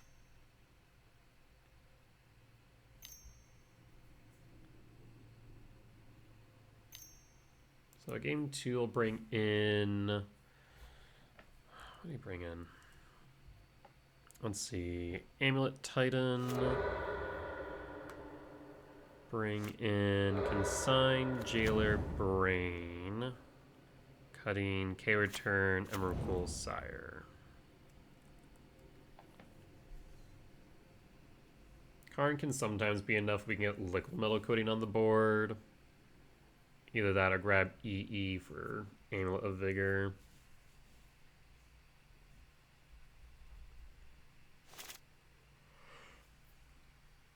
Oh, were they able to haste all the Titans? I guess so. That's 24. Triggers, they can just say no. And I did. Is dead. Alright. Let's go sideboard. So, Jailer, Consign, and Brain. Cut return. Sire, Emrakul,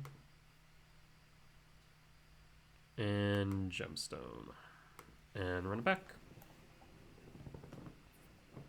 Alright, let's see if we can get there in game 2, game 3.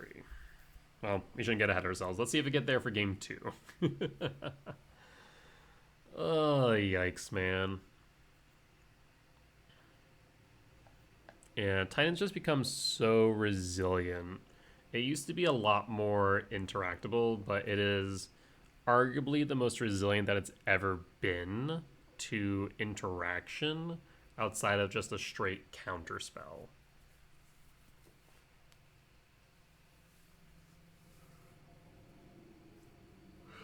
Because you used to be able to go, okay, bounce land, Ghost Quarter, or Liquid Metal Coating, slow them down, right? But now that just isn't an option. Because then Lotus Field plays around that really easily. It's wild to think that, like, this current build of Titan has been out for a while, but it only is until relatively recently that it was more or less, I guess not discovered, but really tested enough to demonstrate that it is good, or as good as it, you know, is now. That is interesting in that regard.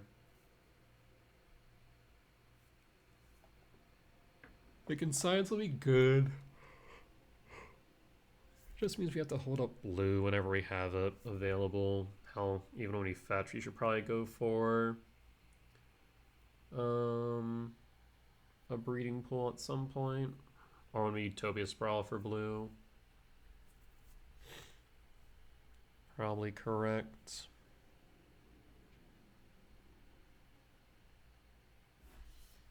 Alright, let's take a look, shall we? On the play for game 2, I can keep this. Do we care for a turn 1 Jailer? Or should we ramp? I think we should ramp here. And then we at least have Jailer on the we have Jailer next turn.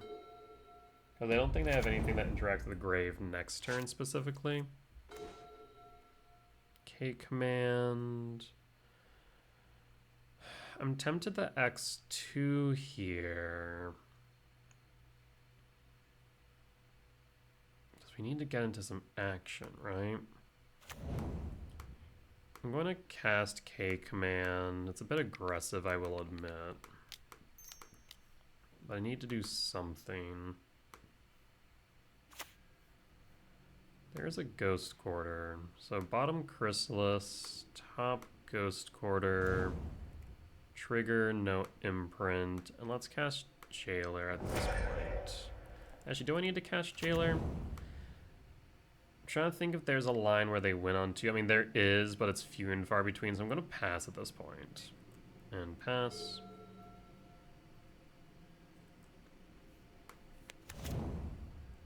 Okay. And draw. Another K command.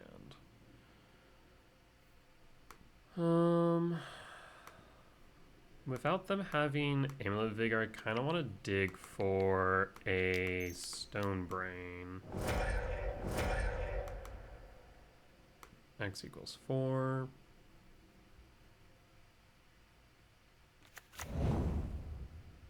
No Stone Brain, unfortunately. We definitely want to play the Ghost Quarter. I think we might bottom all. We play the Ghost Quarter, we play the Jailer, even as 1, 2, 3, 4, 5, 6. I guess we could go Land Drifter. So bottom Talisman, bottom land, top, draw, play Ghost Quarter, play Jailer. Now I could Ghost Quarter the Saga, and that would guarantee that they don't get the amulet. That might be the right move. So we'll get rid of Saga now. Pass. Yeah, if we had found the brain, we could have brained for Amulet of Vigor instead. We'll pass in full.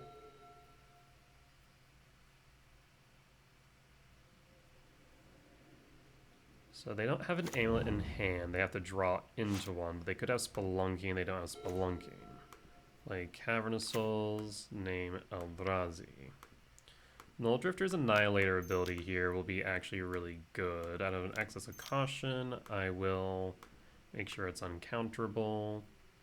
Not that I think that will be relevant right now. Draw 2. And pass. And pass.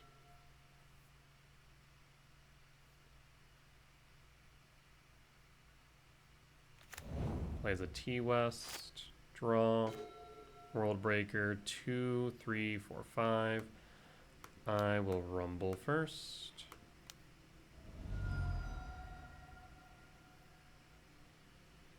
There's a Sowing Myco spawn that we can set up for next turn. You do miss out on a land this turn, however. 1, 2, 3, 4, 5, 6, 7. I'm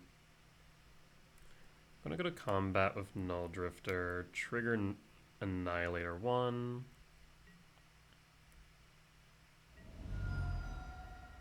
But Jukabog isn't worth it here.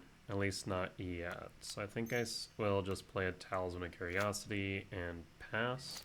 This way we can kick next turn a Sowing Myco spawn and then follow up with a World Breaker the following turn. Saga. We'll be able to get rid of the Saga. Draw. Ugin Lab. 2, 3, 4, and Bone Scoops. 5, 6, kick Saga, attack of Null Drifter, sack 1. Perfect. Okay, we got there. Loss for 1, win for 2, on to 3. We'll bring back the Gemstone Cavern, and what do I cut out here? I think a Writhing Chris on the play. Sorry, on the draw. Yes, a Writhing Chrysalis. We'll cut the Chrysalis and run it back.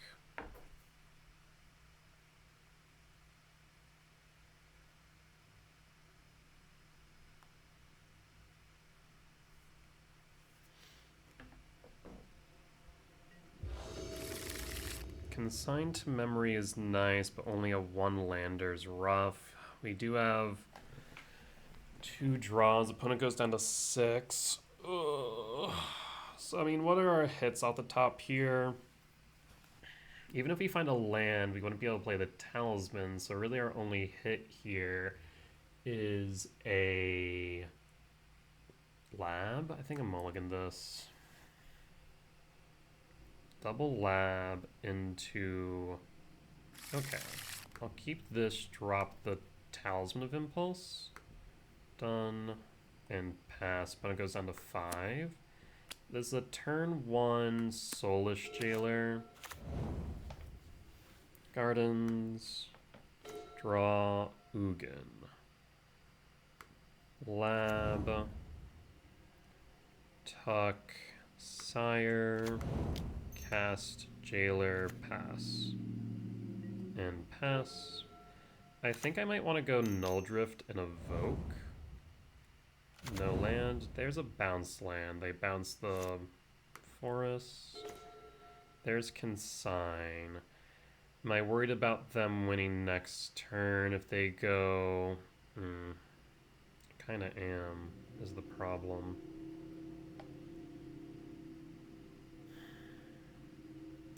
I'm trying to think of the line. If they go Amulet... It would have had the drawn into it. They go Amulet next turn. And then copy.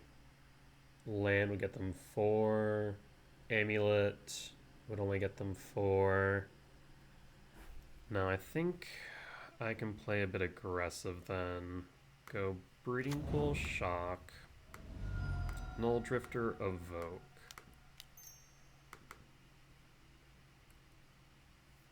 Draw 2, a second Consign, and pass, and pass. There was also an idea of potentially consigning the Null Drifter Evoke. They might just be trying to ramp into Titan.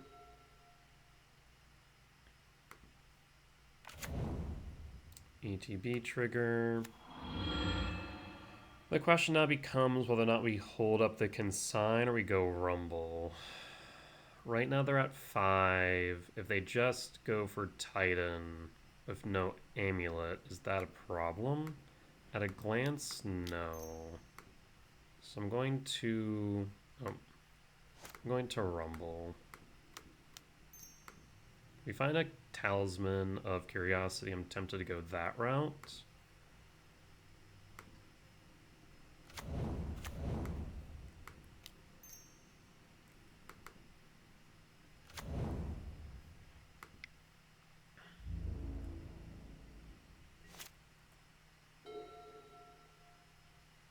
You have a Land Titan, Arboreal Grazer, ETB trigger.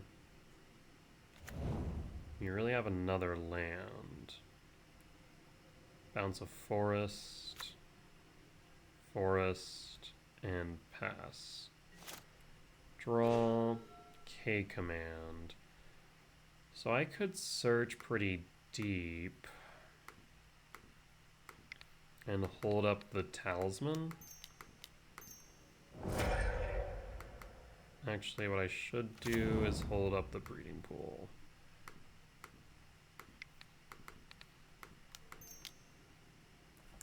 Hold up the breeding pool. Because this way we would be able to find Amulet, or find a brain for Titan.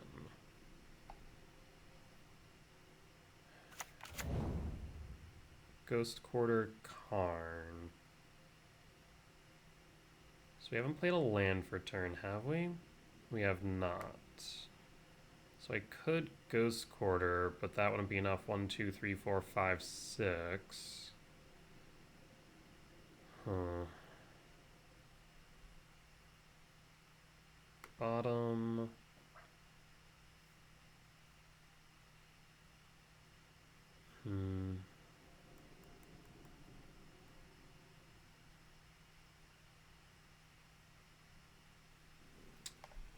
Debating whether or not we play Karn. 1, 2, 3, 4, 5, 6, 7, 8. Okay, I have an idea. Bottom, top, and top. Play the Ghost Quarter and pass. Hold up the Consign. Because they just play Titan and nothing else, and we consign the trigger. That leaves them with little to nothing. We can then Ugin and exile the Titan. 1, 2, 3, 4, 5, 9. Yes. That should be enough.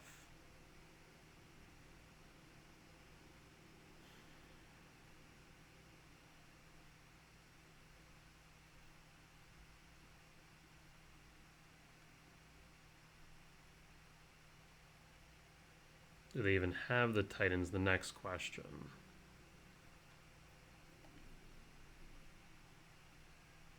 They have the Pact. Okay. There's Primeval Titan, as expected.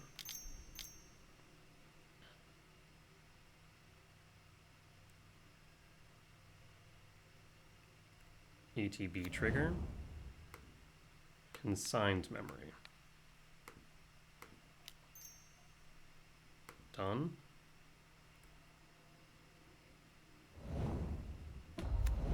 There's an Urza Saga. That is fine.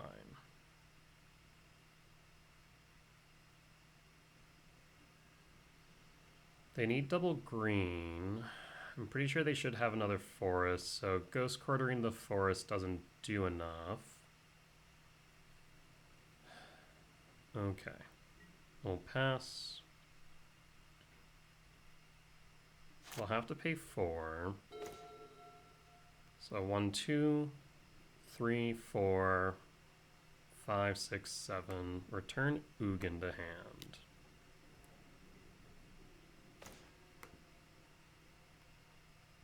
One, 2, 3.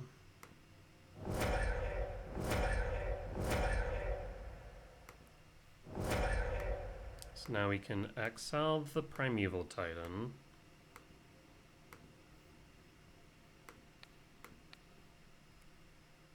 Titan down. I can Ghost Quarter the Urza Saga, hold up a Consign to memory. I'll have to pay 4. We also could minus Ugin for Karn. I don't think that's good enough. Yeah, I'm a little bit worried about the Saga creating constructs specifically.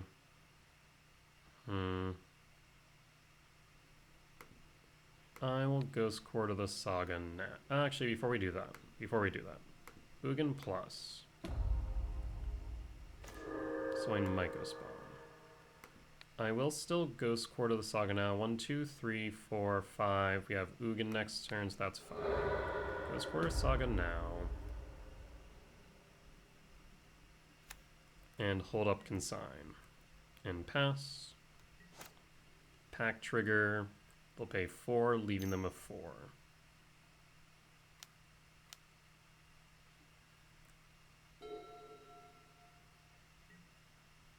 They pass. We draw. 1, 2, 3, 4, 5. 1, 2, 3, 4, 5. So we have access to 8 mana. I could kick a Myco Spawn. I'll drop them to 1, 2, 3, 4, 5, 6. Yes. I will...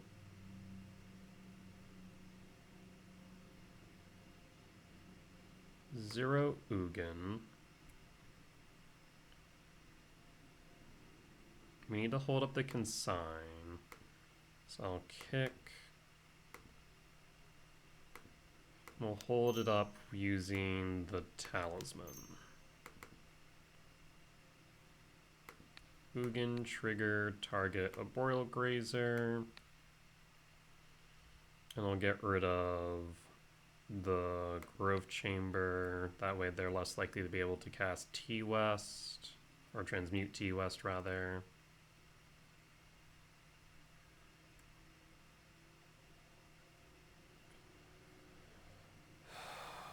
Boy. I could go for another forest. I think we go for a temple. Ugin exiles Grazer, and Sign Mega Spawn ATBs. We hold up the consigned memory, replicate for 2.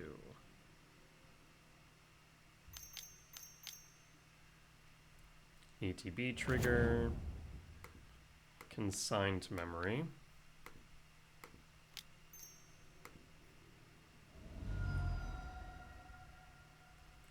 And pass. And draw.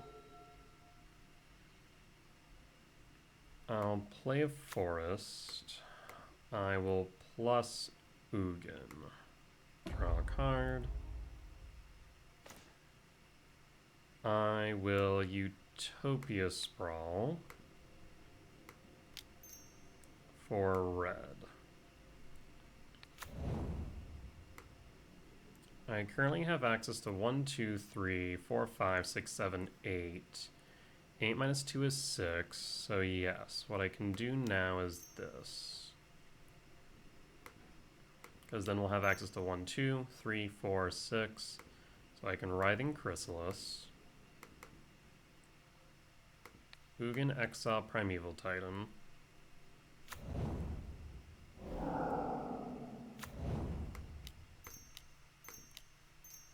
Play Karn the Great Creator.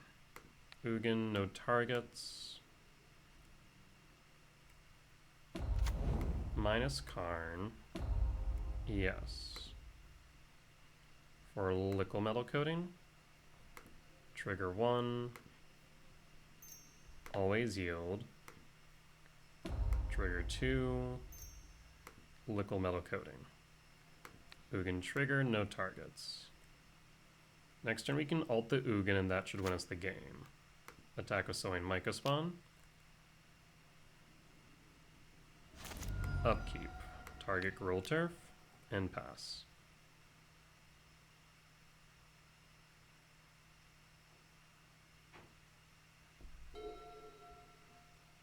Gruul Turf is down, leaving them with 4. Opponent scoops it up. We got there! Woo! That was a close one, I'll tell you what. But we got there in the end. Alright, well, we'll be back for round 5. Alright, and we're back for round 5 on the play for game 1. I mean, a 7-mana value spell would make this better. I'll keep it. Go Wooded Foothills, pass, pause on end step, fetch for Commercial District to try and set up for a K Command X1. Sky and Tarn, fetch, Mountain, DRC. So yes, the K Command would be nice. Fetch, Commercial District, either that or a, you know, I'll take a Rumble. Not ideal, but it will work. Breeding Pool, Shock, Rumble, Yikes.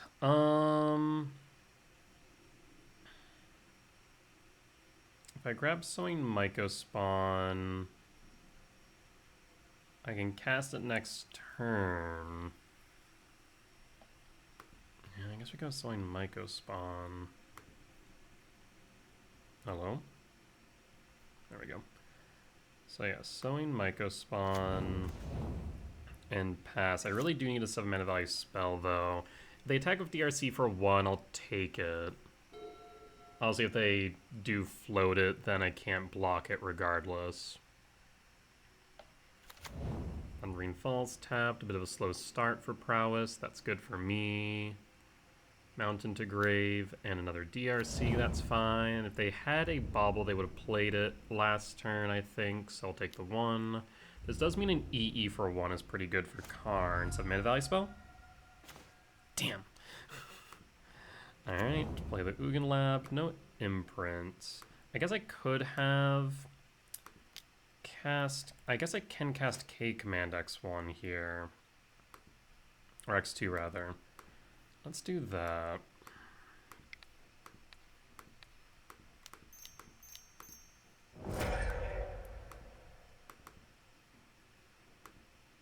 We can always Bojuka Bog next turn. And this allows me to Sowing Mycospawn kick if we draw into a land. Bloodstainmire, fetch. If we need, we can K Command for 0. If they make a monk token, Speak of the Devil and it shall appear. 1 type in yard. Not exactly thrilled with that idea though. Monastery Swiftspear. So we'd right now be taking 3 unless, or I guess 4 unless they have something like Mutagenic Growth or Lava Dart. Nope, Mutagenic Growth is the only option. So I'll take the 4 down to 12. Draw. Man, we are just drawing brick after brick. So I can Sowing Mycospawn. Grab a K command. Not a K command, a Temple. We don't need to cast K command at instant speed right now, or at sorcery speed right now. We can cast it at instant speed, because they don't have consigned main. So I can play Bojuka Bog. Bojuka Bog, target you, get rid of a type in yard. I still am tempted to get rid of DRC, just so that way they can't hand sculpt. The main thing is, next turn we have access to 1, 2, 3, 4, 5, 6. If we draw into a land, we'll be able to go with EE for 1 and clear the 1 mana value spells. So I'm tempted just EE for 0 and hit a monk. So I'm gonna pass as is. That way you can block, let's say, a Swiftspear, block a DRC, exile the monk.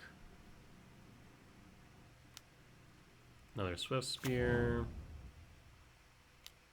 A Preordained trigger.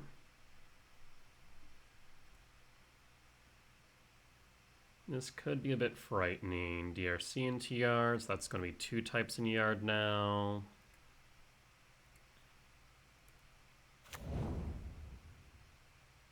I need them not to have another one. Another castable here. It's going to be tight. 1 top, 1 bottom draw. Land for fetch Arid Mesa. 2 cards left in hand. Finds a mountain and a Slick Shot Show Off. The Show Off is scary, I will admit. Short of a Mutagenic Growth, we're in an okay spot. So I will go to blocks. Block. Block. Exile Monk, take 5 down to 7. Is that the direction we want to go? You alternatively could block the monk with the Myco spawn if we have plans to x equals 1. X equals 1. So I could do this. Take 3, 4, 4. Yeah, let's do that then. Please do not have a mutagenic growth, I swear. Oh, you gotta be joking. Mutagenic growth. Thankfully targeted the monk I planned to exile. So DRC trigger. So this means that the Myco spawn does die. I'm going to take a significant amount more damage. K command, x equals 1.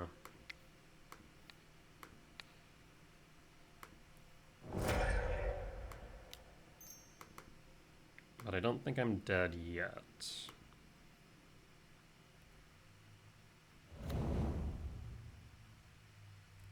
No legal targets. And to damage, I'm at 3. Yikes. We did find the land. So, I mean, if they have a single non-creature spell on top, we lose, right?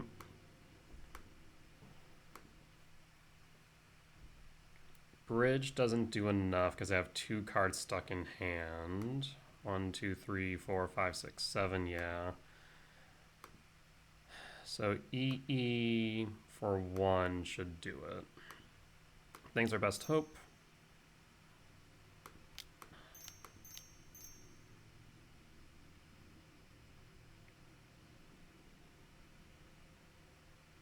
Play KGC. I mean, we'd have to sacrifice the spawn regardless. Minus KGC. Yeah, so I need them to draw into a land or a creature for EE. EE for 1. Done. So this gets rid of DRC and Swift Spear. I guess yeah, no, this was still correct. I guess we could have blocked the, no, it still would have been 3 damage regardless, right? Yeah, never mind. How do we want to proceed? Do we crack it now? No, no reason to do so. So we can pass and we can always block, let's say, another hasted Swift Spear. And if they have a non-creature spell, they win regardless of Slick Shot. Damn it. Yeah. Okay. Slick Shot will get there. So nothing I could do. Damn. Alright.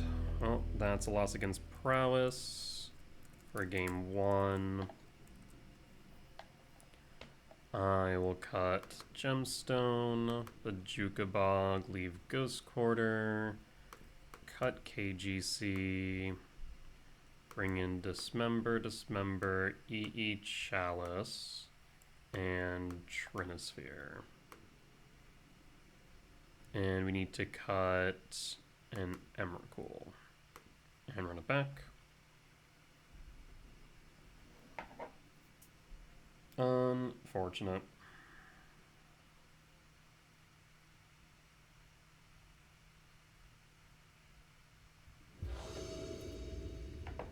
On the play for game 2, I'll keep, because we have command and we can ideally get into Ugin quickly. If we can get into Ugin quickly, then that should be good. Ugin Lab, Imprint, Talisman, pass, and pass. Alpine Moon, naming Ugin Lab, I guess? That's actually really impactful. Damn. Trinosphere is good, though. So, Stomping Ground, yes. Utopia Sprawl, generate green for green. Utopia Sprawl, Stomping Ground, generate for blue. And then Trinosphere. No castables for you. Draw. Lab. So what I can do here is one of two things. I think we want to actually K-command Scry Draw here. Oh, but lab comes in as... Right. Pass. So this K-command's still dead in hand. Yeesh. I need a colorless source. Please give one to me. So they have one castable now. Swift Spear can attack for 1. I have, what, 4, 6 mana, so almost everything's castable. Draw. Okay. I need just a land. EI.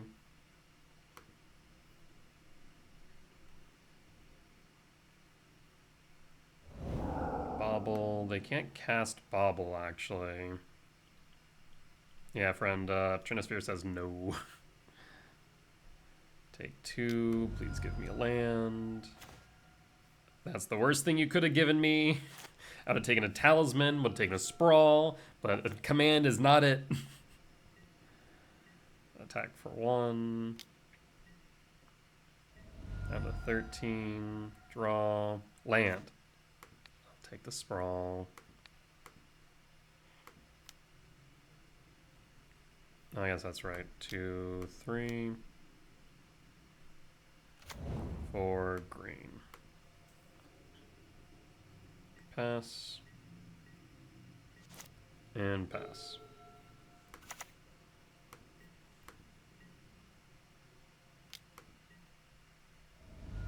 Down to 12.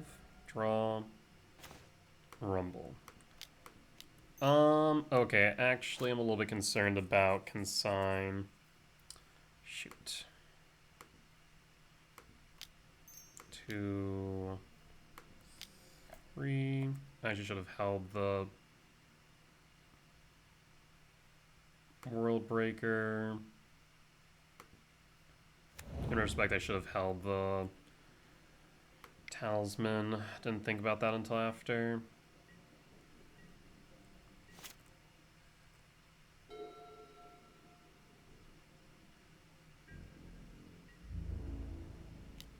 No blocks. I'll go down to 11.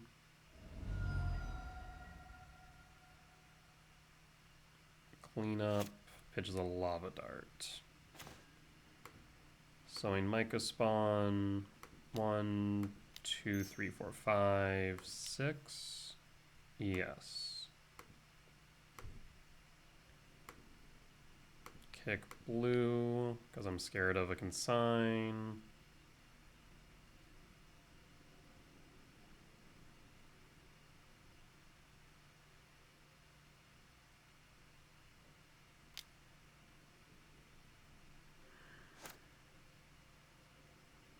You can replicate only once. So either give me a body or give me a trigger. Yep.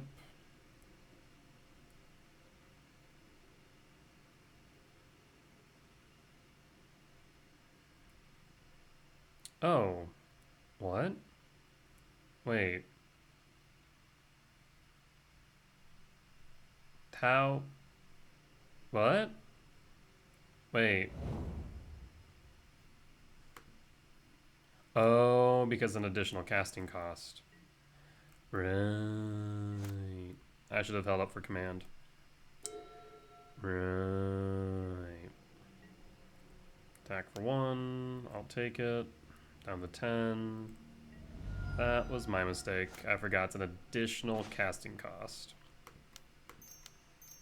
Cast Talisman. That's what I need for 3. Screw it. Talisman.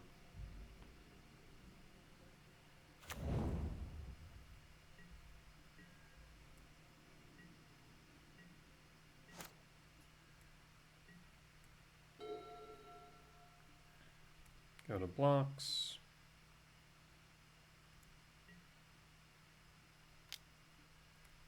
I'll block. And then before damage.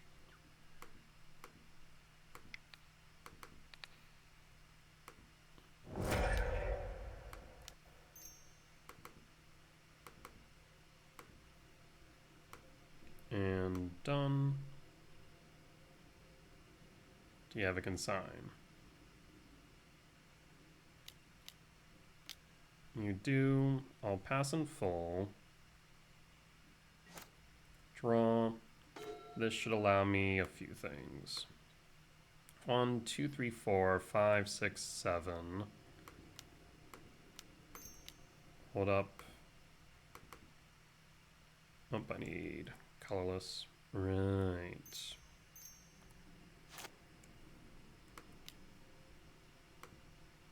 Let's get rid of their blue source.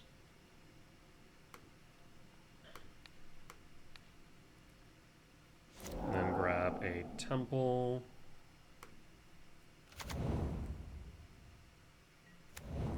It's no blue for you now.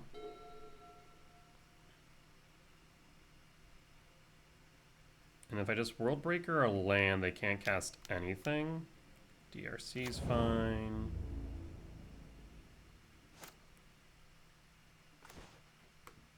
Cast Breaker. Because actually, before we do that, let's go to combat. Attack for 3. 16. 5, 6, 7.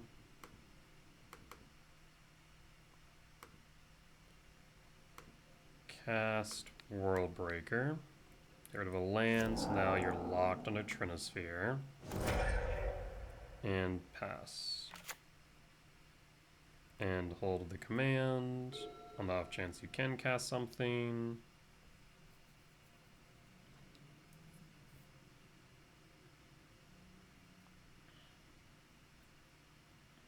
And bone scoops. Okay. So stumbled through that one a little bit, but we got what we needed. I'll bring back the gemstone, cut the ghost quarter, run it back.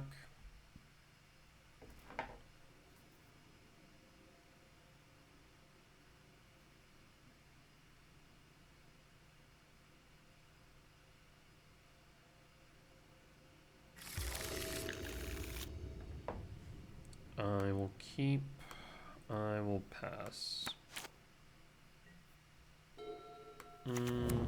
Tempted to go temple, hold up dismember, DRC, we should dismember. Cavernous Souls. I mean, I think I could just go Windswept Heath, fetch Forest, but I think we can just go Cavernous Souls, name Eldrazi, dismember. At the same time, if we draw into a temple or soul land, yeah, we'll just dismember now. DRC down.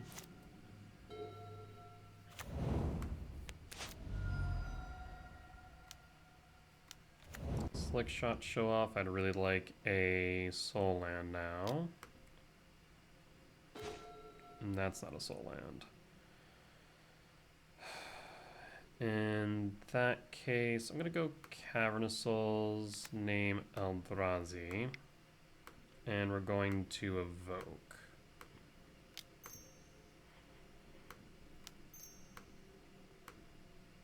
And I'm now going to just hope that they don't kill me this turn.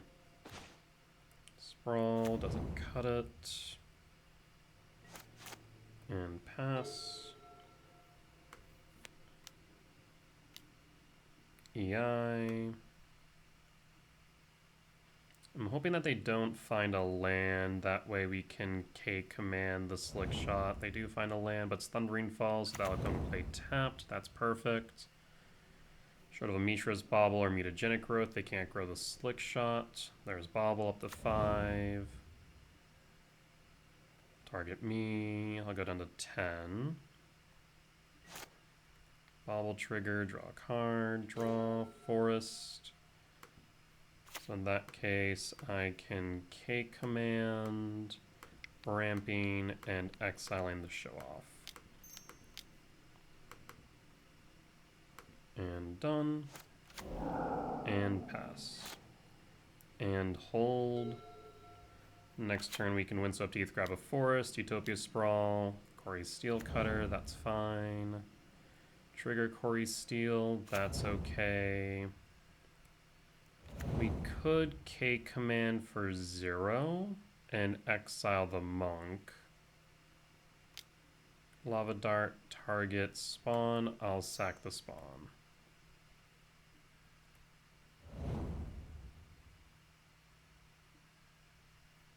I will K-command and attempt to scry draw exile the Monk.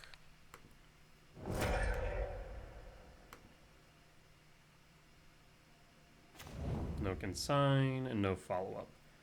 Perfect. Find ourselves another Chrysalis. Draw. And draw. Misty Rainforest. Fetch. For a Forest. Sprawl. For red.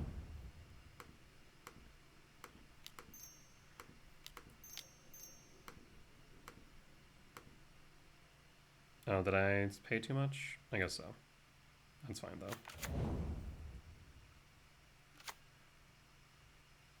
1, 2... Oh, yeah, I guess I did. That's fine. I guess I should halt the ability to respond. Alright. Scouting Tarn, 2 left in hand. They do have Lava Dart for 1 spell. Do they have a follow-up, though? They do not. 1, 2, 3, 4, 5, 6, 7, 8. So again, Utopia Sprawl is mana neutral. Cast Sprawl, target for red. So 1, 2. I guess I should be smart here. Sacrifice 1, trigger, always yield. Breaker. And white, so it's uncounterable. Trigger, Corey Steel Cut. Corey Steel Cut down. Go to combat, attack for 3. We haven't played a land for turns, we'll play the Commercial District. Or do you play the Windswept Heath? I'm gonna play the Commercial District, actually. Yeah. Breeding Pool, bottoms. Only card left in deck that we can fetch for is a Forest or a Stomping Ground. We'll have the ability to respond. Fetch of the Scouting Tarn. And we do have lethal on board.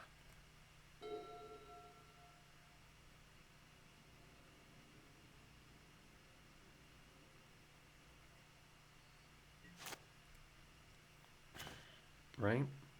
Because we can pump this up to, no, we're short 2. Never mind. Windswept Heath. Writhing Chrysalis.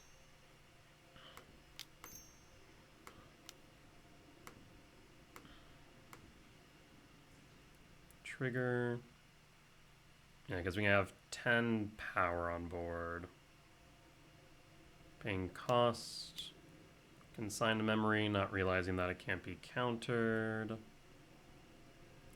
Thank you. Cavernous Souls. 4, 5, 6, 7, 8, 9, 10, 11, 12, 13. So no reason to play the Talisman. We can just hold it as a potential threat. Attack in. Down to 4. Lethal's now on board. And we hold. I have no reason to fetch even right now. No reason to go down to 8. Did we get there? We got there. Woo! All right. Another win in the books. We'll be back for round 6. All right, and we're back for round 6. On the play for game 1. Cannot keep this hand. I can keep this one though. So this gets us to a turn 3 Cyrus 7 deaths. Yeah? We drop the Sanctum of Ugin? I think so. Yeah, so we go Lab, Imprint, Emrakul, cast Talisman, play Forest, cast Sowing Mycospawn for a soul land, and ideally within that time we draw into another land for Cyrus 7 deaths. Yeah, that would be the ideal line. The turn 3 Sire can be really difficult for a lot of decks to deal with. Of course, if we run into anything with Hand Disruption or with Counter Magic, this could be difficult regardless. Opponent did go down to 6 though, so that's promising.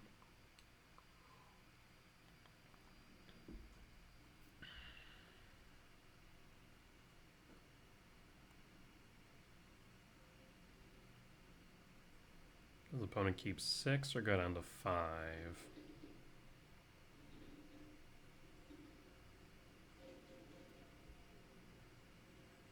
Keep 6. Ugin Lab. Imprint Emrakul. Cast Talisman and pass. That all resolves. As long as everything stays on board and in hand, we're good. Let's see what we're up against. If I had to bet, I'm betting it's energy. Bobble, no. Oh, what is this? Bobble targets self. Scouting Tarn. Fetch, shuffle up.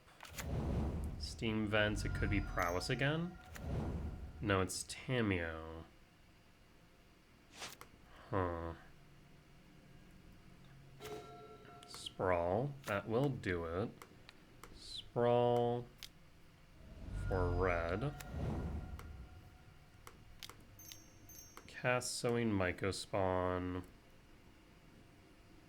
for Eldrazi Temple. And pass.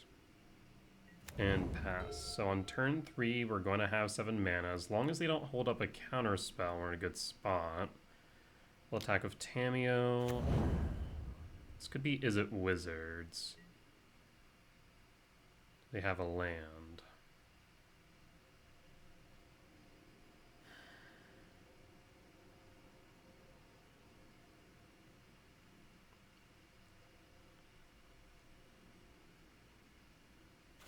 There's a Spire Bluff Canal. Mox Opal. What is this? Emrakul. Go to combat first. Attack with Sowing Mycospawn. I mean, I think we just have to jam it here and hope we top deck enough gas if they counter it. And pass.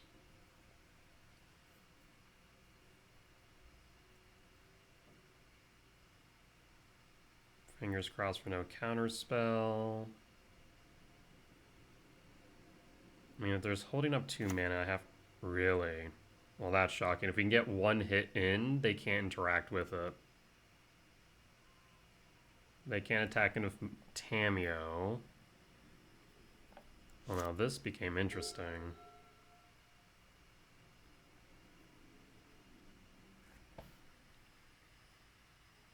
So what are we up against? It feels like Is It Wizards is the right guess. Soul Guide Lantern's not doing much. I'll exile a card from their yard. 2 for Thoughtcast. Oh, is it Affinity? That'd be weird, right? Tamiyo plus. Do I care about hitting Tamiyo here? Because we can hit for 8.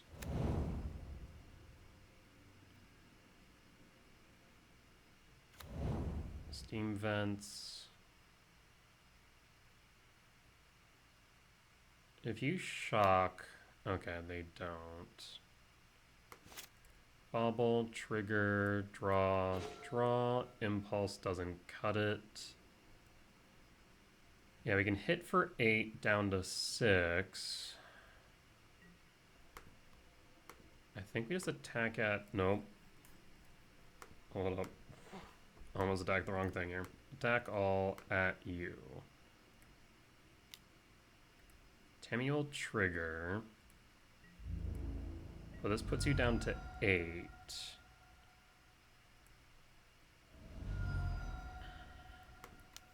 Cast Talisman of Impulse and pass.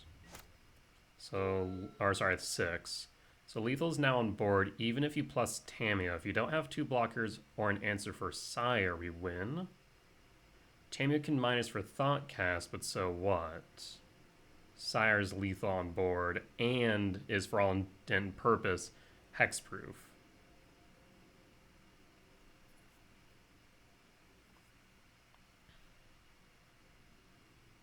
Mox Opal.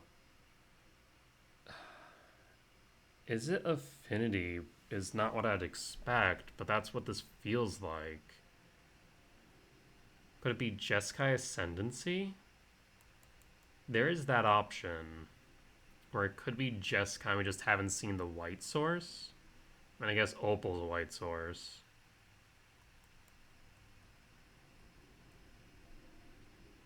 Interesting.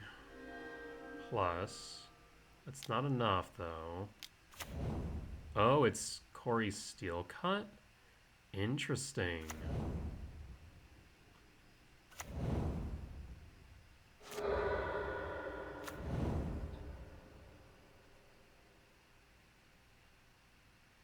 Do you have another blocker though? Draws a Soul Guide Lantern. You need one more blocker. No attacks, and that should be lethal damage. Go to combat. Attack and attack. Triggers the Tamiyo.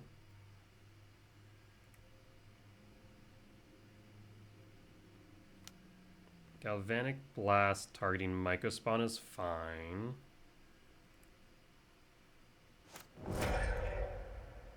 But Sire still has... I see. Okay, so that will save them. They'll make a second one, so they're not dead just yet. I'll block and take 1.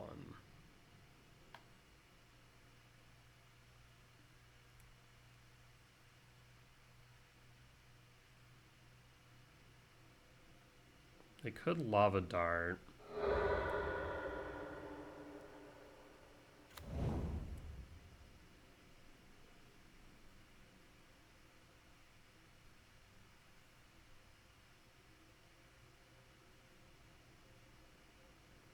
But Sire still won't die is the biggest thing. A little bit Jukabog as well.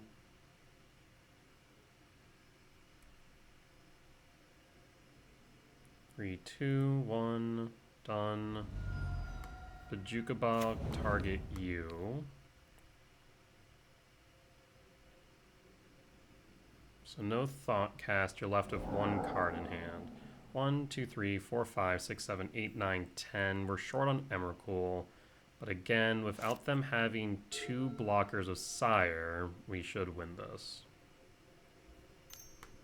Tamiyo's a -7 though, which is a bit scary. Draws of a clue. We'll pass in full. There's nothing else to do. Play Saga. Saga isn't enough. Thought cast, draw 2. You need one more cast just for 1 Quarry Steel cut. You have the Amber, and now 2 mana. Criminy.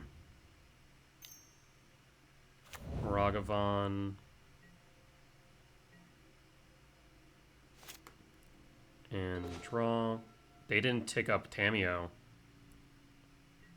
They messed up. Yeah.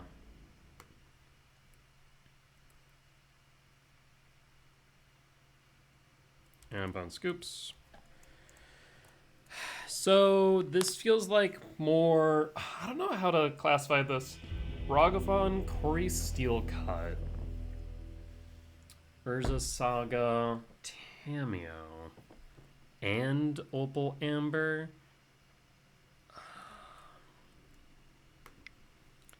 I have to imagine they're also playing Emery. So what's the play here? Huh.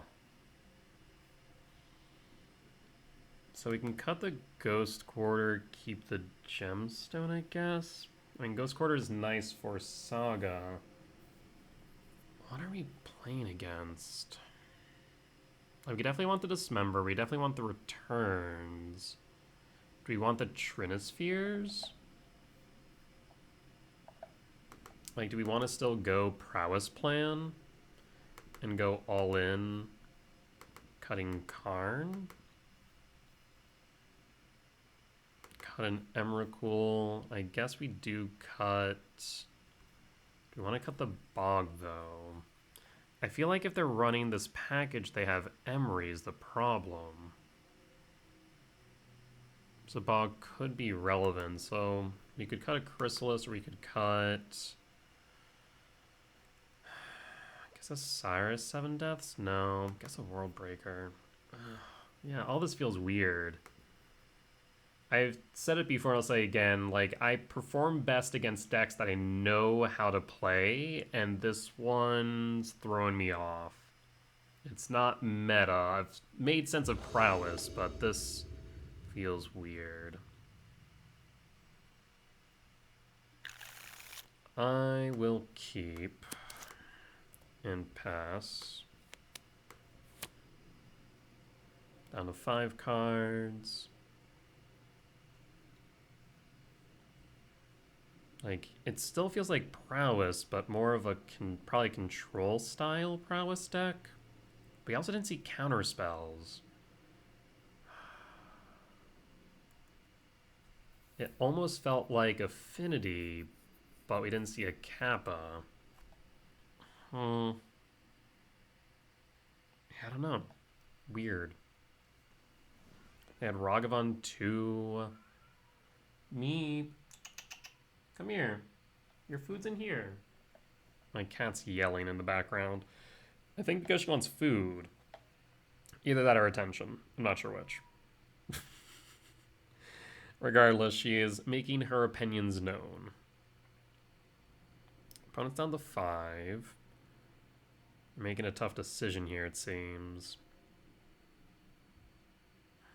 Our hand's a bit slower, but it is reactive. That is if we can find a red source. Right now, both returns are kind of bricks. But Rumble should help with that. Steam Vents, Shock, Tamiyo? Yep. Draw, Cavern of Souls, Temple, pass. This would be draw into a... I guess no, even if we draw into a 7-mana value spell, we'll still play Rumble. We really want to command, I suppose, for Tamiyo. 3 cards in hand. Emery, so we were right about the Emery. There's Mishra's Bauble, would love to get rid of that. But no shot, so we'll Rumble instead. We can go Sowing Mycospawn. If we draw into a 7-mana value spell, we can kick. But I think we drop a Jukabog.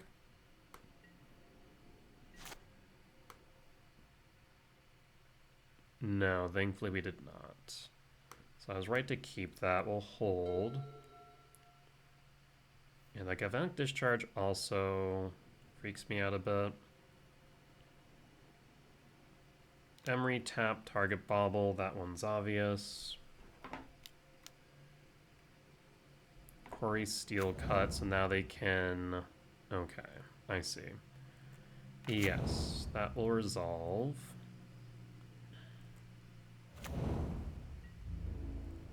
Tamiyo and Monk attack. They're going to want to flip the Tamiyo soon. They're in their third turn but missed a land drop, it looks like. Yes. Down to 18. We can draw into a 7-mana value spell. We might be able to make something work.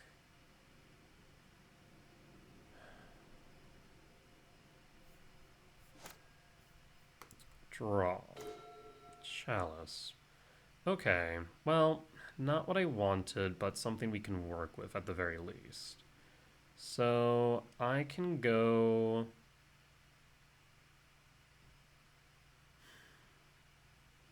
Cavernous Soul. Name Eldrazi. I can cast Sowing Mycospawn, making it uncounterable.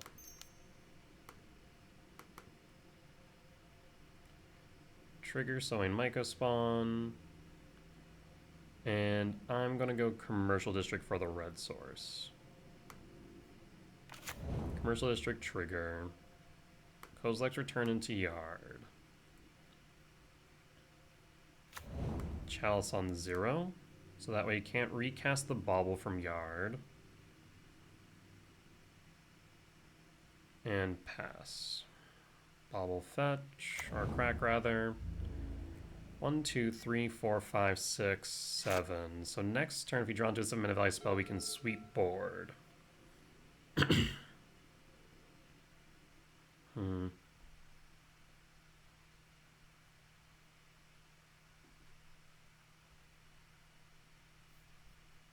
Now they could flip Tamiyo.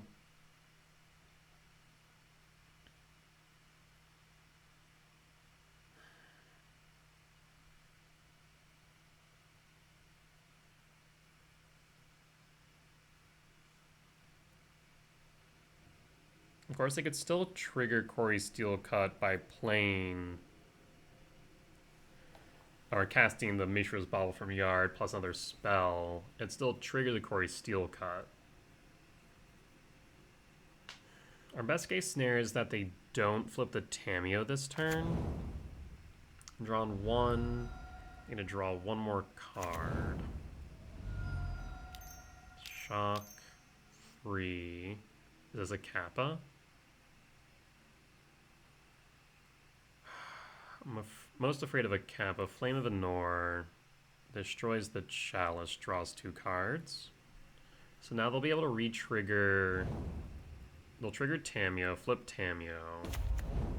We should have a direct line to Tamiyo though, which is the good news. Because they'll tap this, cast Bauble, trigger Corey's Steel Cut. Short of another 0-mana value spell, they won't be able to attack through to Sowing Mycospawn with the 2-power Monk. We'll be able to clear the board of the Monks and Emery's next turn and attack Tamiyo for 2. That would be the idea.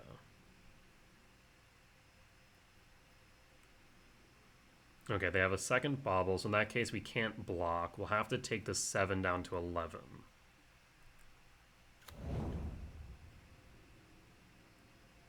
But I'm doubting that this deck runs Mutagenic Growth, so I think that should be fine.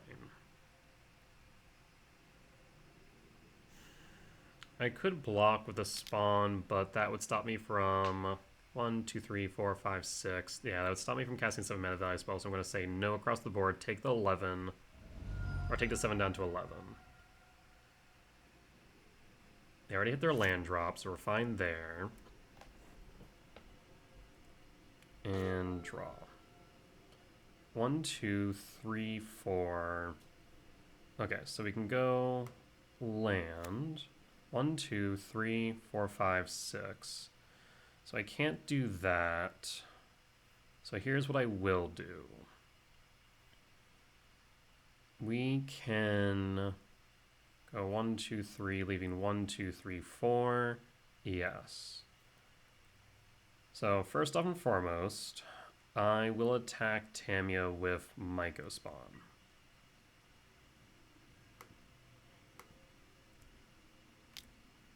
I can't let you ult, or go unfettered at the very least.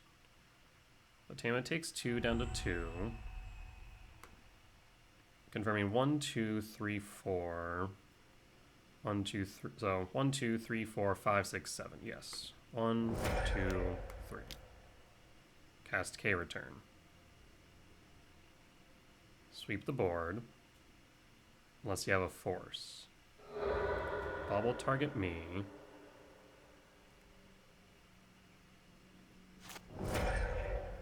Then cast Spawn.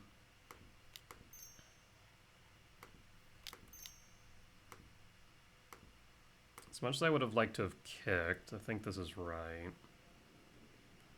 And then Bojuka Bog, that leaves 1, 2, 3, 4, 5, 6, 7, so we can cast anything in our deck. Bojuka Bog, target you. So baubles are gone, and we pass. We can now take down the Tamiya unless they have blockers, though they do draw 2 cards here, and that's a bit scary, but we do have another return to sweep the monks. So that's good news.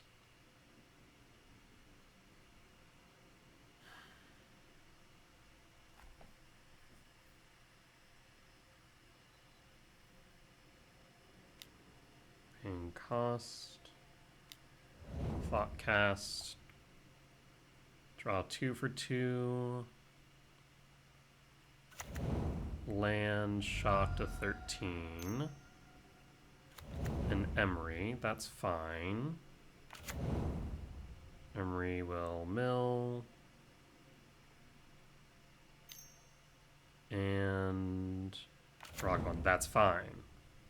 Any 0 mana value spells? No, perfect. I think the right move here is the sweep. As much as I do want to play this Ugin. We sweep. And then attack down Tamiya.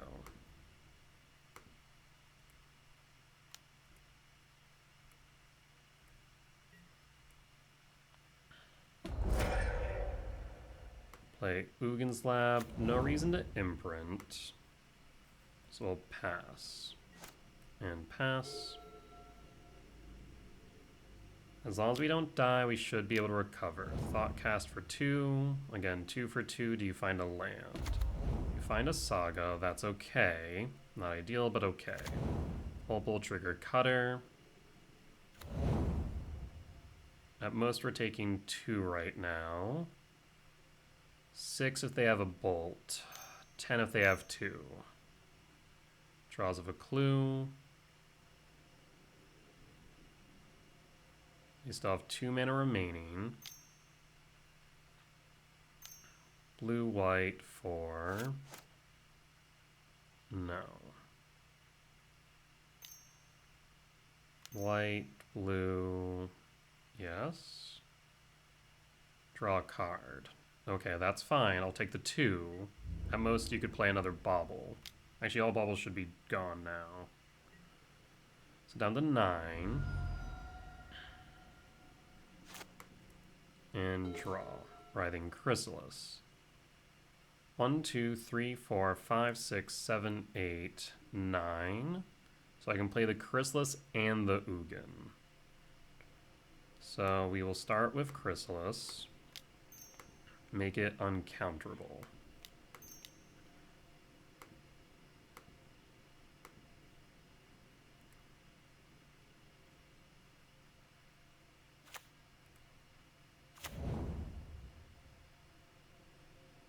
I will will play the Ugin Lab. No, Imprint. And cast Ugin. Though we should be smart about this. Sack 1 spawn. Always yield. 2 spawn.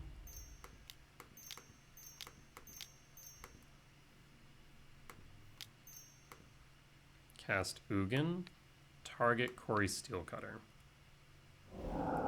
Quarry Steelcutter is down. I will plus Ugin up to 12. We have Dismember, not the greatest draw here. We can put them down to 7. Though I'm a little bit worried about them hasting enough in. I mean, if we just keep Ugin on board, we should win. So I'm just going to pass. I think playing on the defensive is right here. Saga Trigger. We'll pass in full. They could have Pithy Needle. Do need to be mindful of that fact, but opponent scoops it up. And we got there. Okay. Yeah, so kind of like a Prowess deck, but kind of not. Is more tempo-y. I'll classify it as Prowess, question mark? I don't know. Yeah, not sure how to classify that one, but a win is a win, and we'll be back for round 7. Alright, and we're back for round 7 on the draw for game 1, but this is kind of interesting. I mean, it's a turn 4 breaker, turn 2 rumble. Actually, is it turn 4 breaker? Yeah, it's still, well, no. It's a turn 3 breaker. Yes, I'll keep. They also keep, let's see what we got.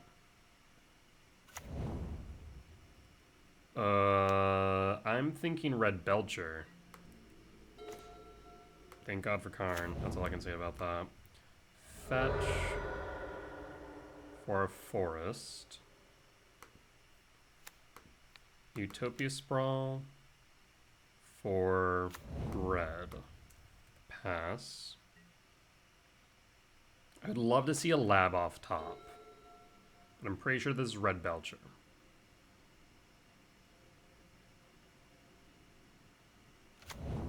Mystic Peak.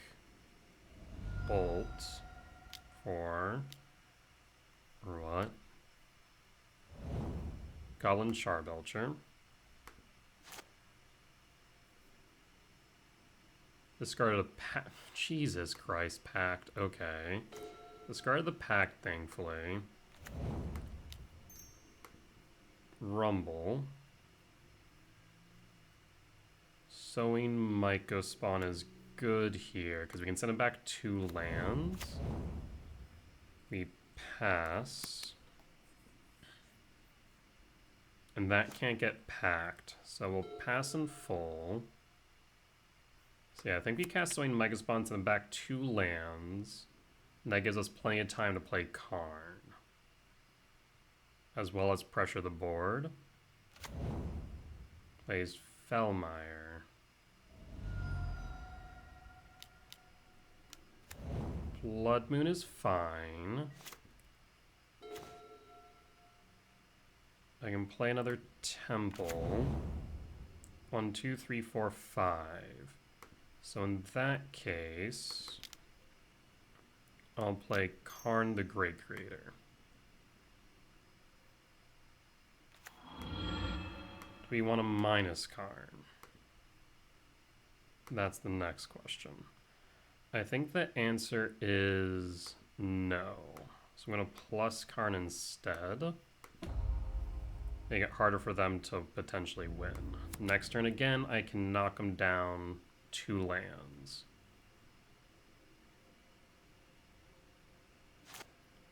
And pass.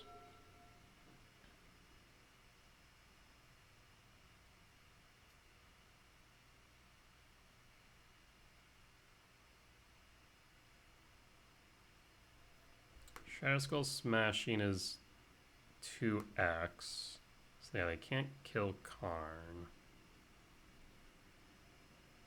Oh, I guess I can't hit him, send him back 2. I can only send him back 1 because Ghost Quarter will be locked underneath Moon. Right.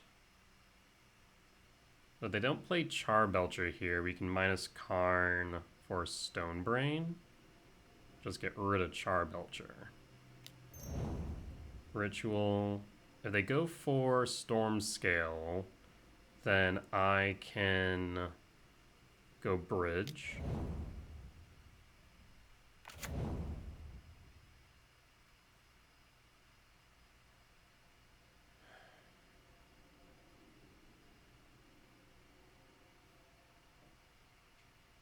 They can play the Belcher. They can't activate it.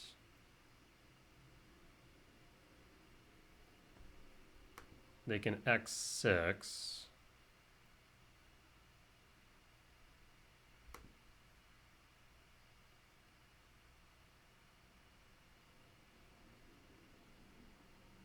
If they X6 Shatter Skull, I'm going to be a bit annoyed because then I should have cast the Talisman.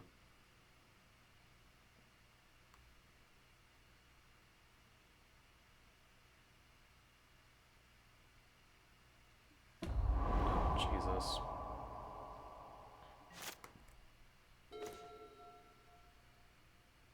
Okay, so the best thing I can do here then, 1, 2, 3, 4, 5. We can go up to 6. Okay, we have a plan. So I can go one deeper with Talisman of Curiosity.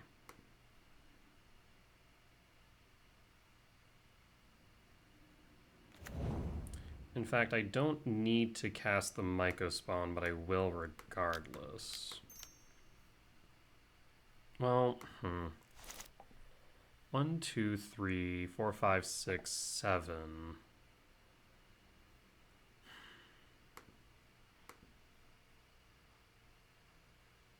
I think I might actually want to hold.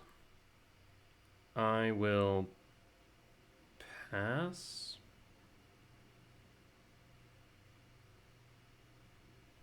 No, I don't think I can, right? Because next turn I can World Breaker, get rid of that. I guess the following turn I would be able to kick a Myco Spawn. Yes, this is fine, we hold. So they don't cast a Belcher, we Myco Spawn. If they do cast a Belcher, we World Breaker. 1, 2, 3, 4, 5, 6, yes, okay.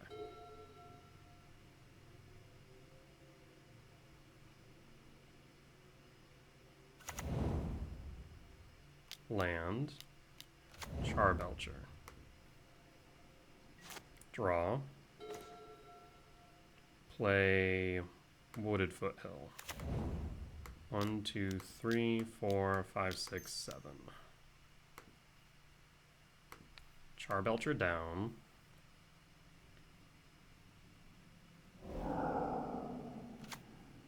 And pass. Swear to God, if you draw into another Belcher, I'll scream.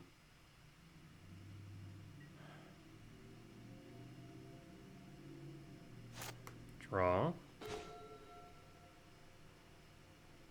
Gemstone. 1, 2, 3, 4, 5, 6. Kick Shadow Skull Smashing.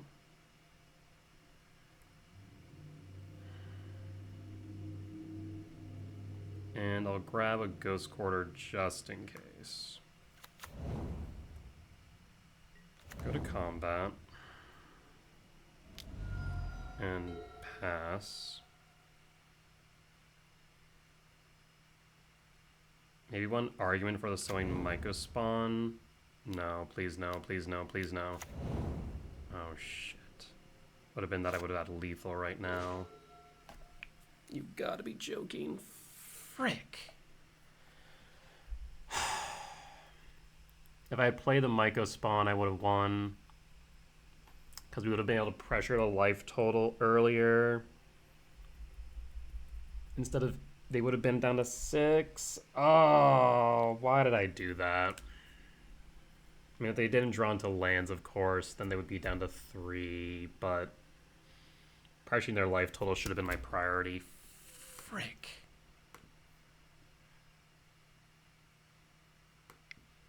Concede.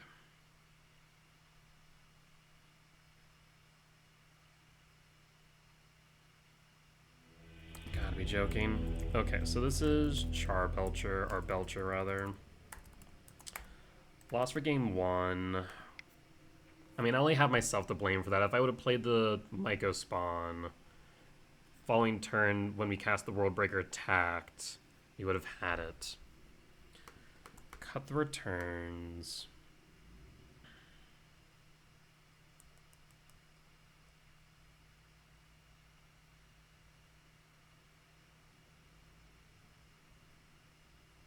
What do we bring in? Consign to memory? Yeah.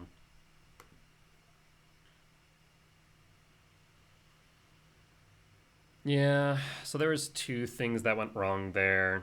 I knew that they had the possibility of the Shadow Skull smashing. With that in mind, I really should have played around it and played the Talisman. That would have enabled me to kick the Myco Spawn the following turn. In addition to that, even without the kicked Myco Spawn, I still stood have played it, the pressure of a life total. Of course, it was absolute luck that they drew into lands plus Belcher, but still. Damn. I'm gonna be kicking myself for that one. Like, yeah, I can kick a land, but so what? If I can just win, it doesn't matter. On the play for game 2, mulligan this. This isn't much better at a glance. I'll pitch the Talisman. Play Temple, pass. And pass. We draw into a soul land, we can K command X2 and try and dig for consign sprawl. Gonna go Misty Rainforest, that's mana neutral. For Breeding Pool Shock. I'm gonna Drifter.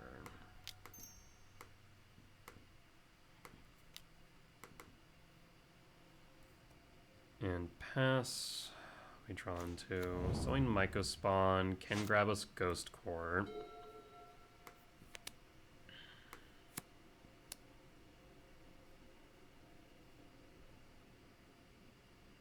I would like one more turn. The problem is they can Ritual for a +1 on 3 into Ironcrag Feet. You can take Utopia Sprawler Command. You probably want to take Command. But we're going to be able to Myco Spawn Ghost Quarter and set you back 1 land at least. Yeah, so we made 2 major misplays last game. Maybe not even misplay, like the Talisman doesn't necessarily misplay, more of a missed line, knowing the possibility. Hell, maybe even... No, minusing Karn actually may have been a liability.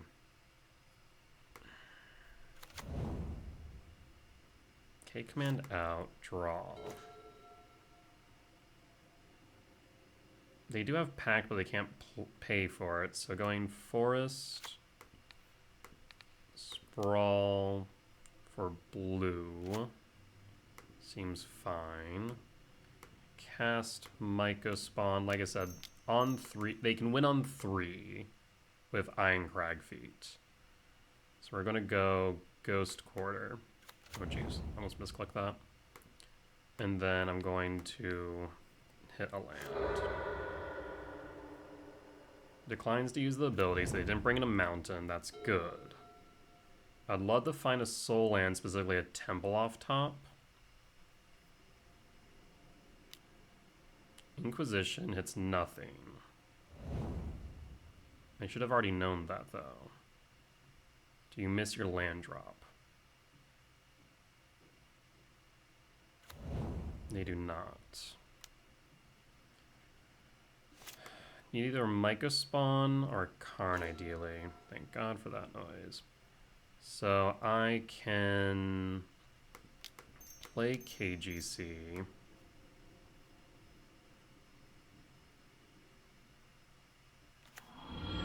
Commercial District trigger. Temple. 1, 2, 3, 4, 5, 6 to grave. Again, I will plus with KG. Do I want to cancel that? I'm just afraid of them killing it. Ironcrag Feet into Shatter Skull is really your only option, though. Done. And combat. Next turn we can minus into Stone Brain for Char Belcher.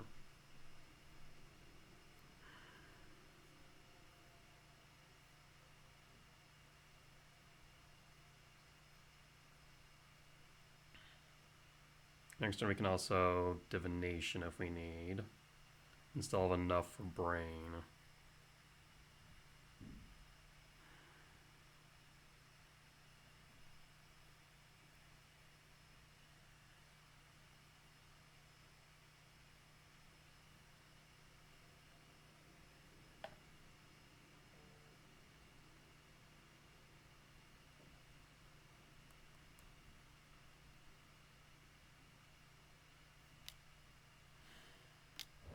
Ritual. Land, Bolt, Ironcrag Feet. Belcher. Okay. Draw. Bajuka Bog. I'm gonna look at my sideboard real quick.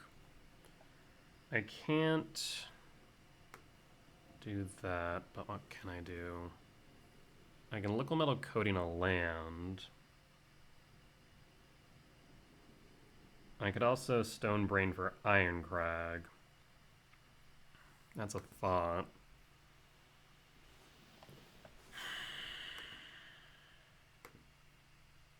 Because not Ironcrag, for Shadow Skull Smashing. Because imagine it's the only way they kill Karn. EE doesn't cut it, Brain doesn't cut. Well, I guess Brain might if we go Shatter Skull. I'm going to start with a Divination.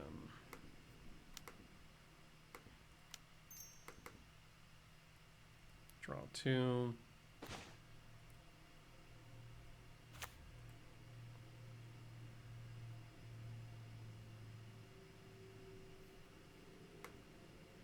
I'm going to minus Karn.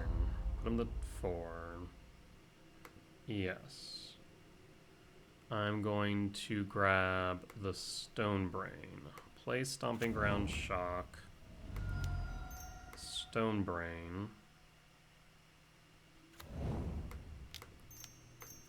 Stone Brain target you. And name Shatter Skull Smashing.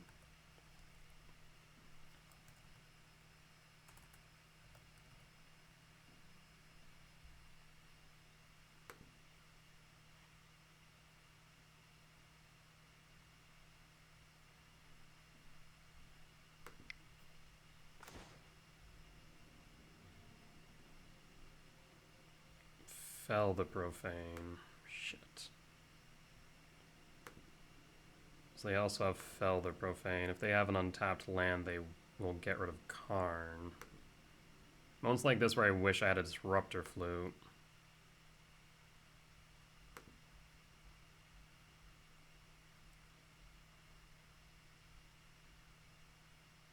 Well, that is unfortunate. So Shatter Skull out.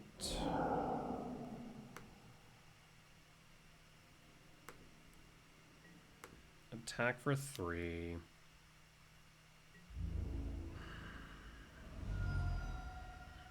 They draw into a land, we're in trouble.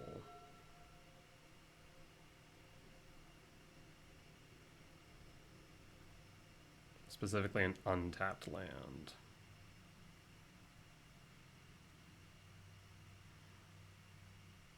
4. They didn't find it. Why don't they play Reckless Handling?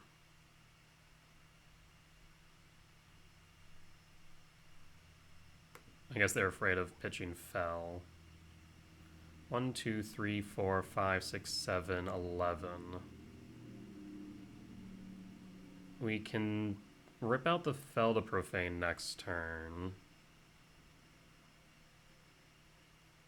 If they pass.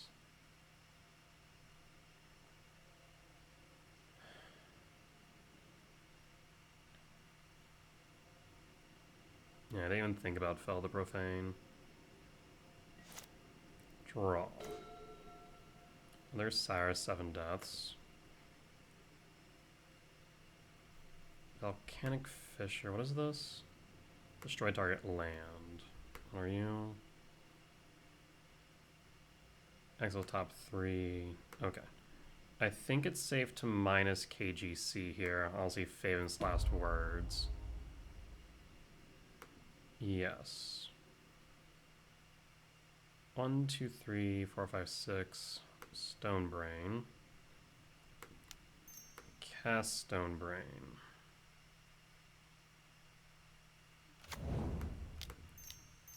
Stonebrain, target you, name Felder Profane.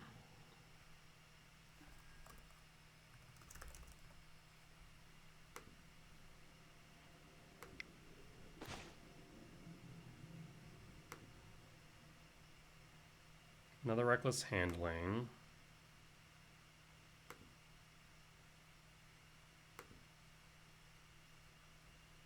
What does an Eruption do? Destroy target land, Pinnacle Monk, Ritual, Iron Crag Feet, Pinnacle Monk, 2/2 when it enters, Agadeem's, Ritual. So I don't think they have a way to deal with Karn now. I'll play Bog, target you. Attack with Sowing Mycospawn. 4, 5, 6, 7, 8, 9, 10, 11, 12. One short.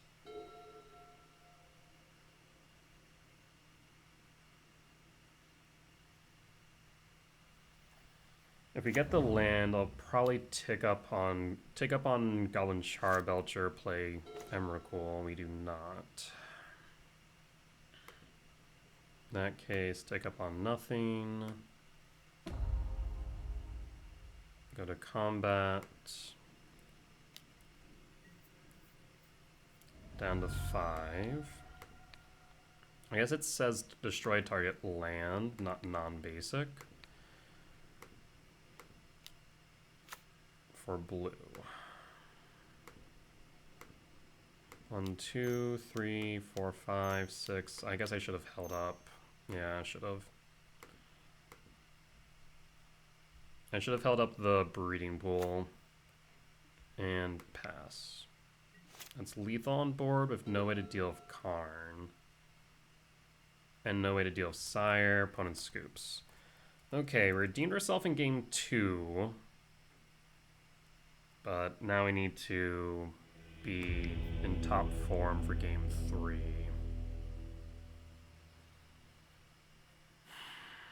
We know about Fell the Profane.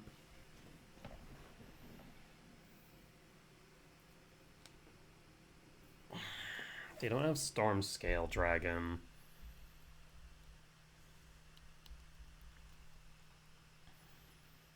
I mean, realistically speaking, I think we just play it back as is. Early Mycospawn into Ghost Quarters is good, because they don't have a mountain. Still kicking myself for game 1. If I had just played the Mycospawn. On the draw, this is not looking keepable. We'll mulligan. There's the Mycospawn. I'll keep it. If we draw into a forest, it's a turn 2 Mycospawn, so I'll drop the Ugin or saying the Ugin. And pass. Again, we're most worried about a turn 3 win. Peak tapped. Draw. Commercial district.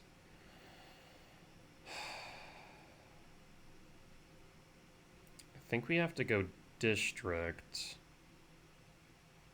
Utopia Sprawl district. Temple Mycospawn for Ghost Quarter, but that's on 3's the problem.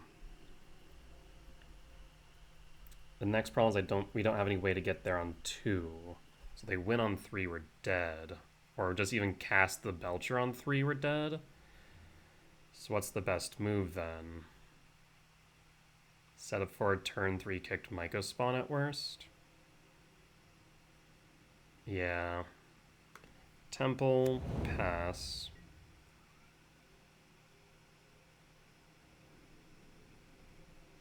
And pass. Bog. Oh no.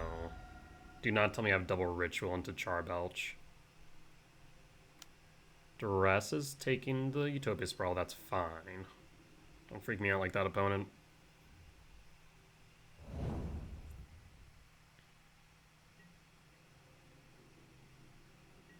And draw. Okay. There's the K command, so as long as they don't win this turn, we're fine. We'll pass. If they land Ritual Feat Belcher, they win.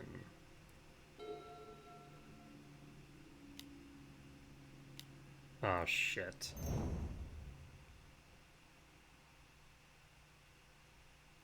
We have no consign nor blue. You gotta be fucking joking me.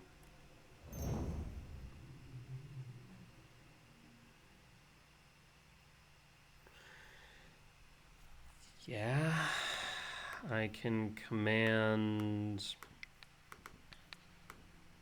but I have nothing of note to find.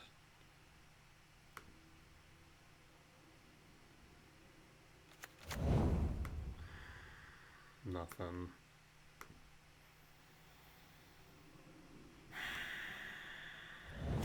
Shit.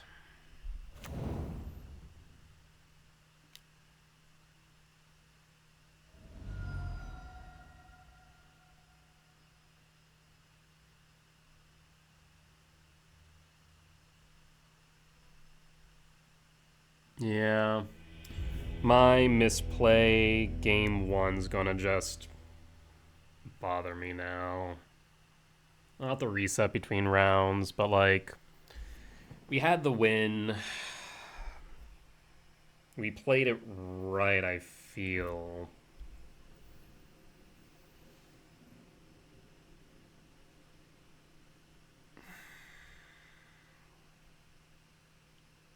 Because if they had Shatterskull Smashing for 3, which would have been 5 mana, would they have had enough to then follow up with a Charbelcher? The answer was no, I guess. So maybe I should have just minused Karn for Stonebrain on game 1 to begin with. That way, even if they did get rid of Karn, we could have got rid of Charbelcher. Ignoring that, knowing that Shatterskull Smashing was a potential threat, I should have played the Talisman, which would have guaranteed me the kicked Mycospawn the following turn. Even if I didn't minus Karn and kept it plussed, forcing them to go all in on the Ironcrag feat. That way we could have cast the Mycospawn kicked. Ignoring the fact that we weren't able to, I still should have played the Mycospawn to pressure the board state. That would have then allowed us to attack in the following turn. They would have played the Charbelcher, but then we would have dealt them 3 damage, 8, and then would have had lethal on board. Before they would have been able to play and activate Charbelcher.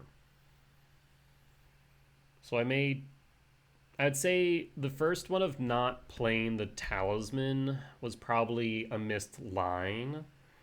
Knowing that Shatterskull Smashing was a threat, we should have played the Talisman. So I wouldn't say that was necessarily a misplay, just a missed line.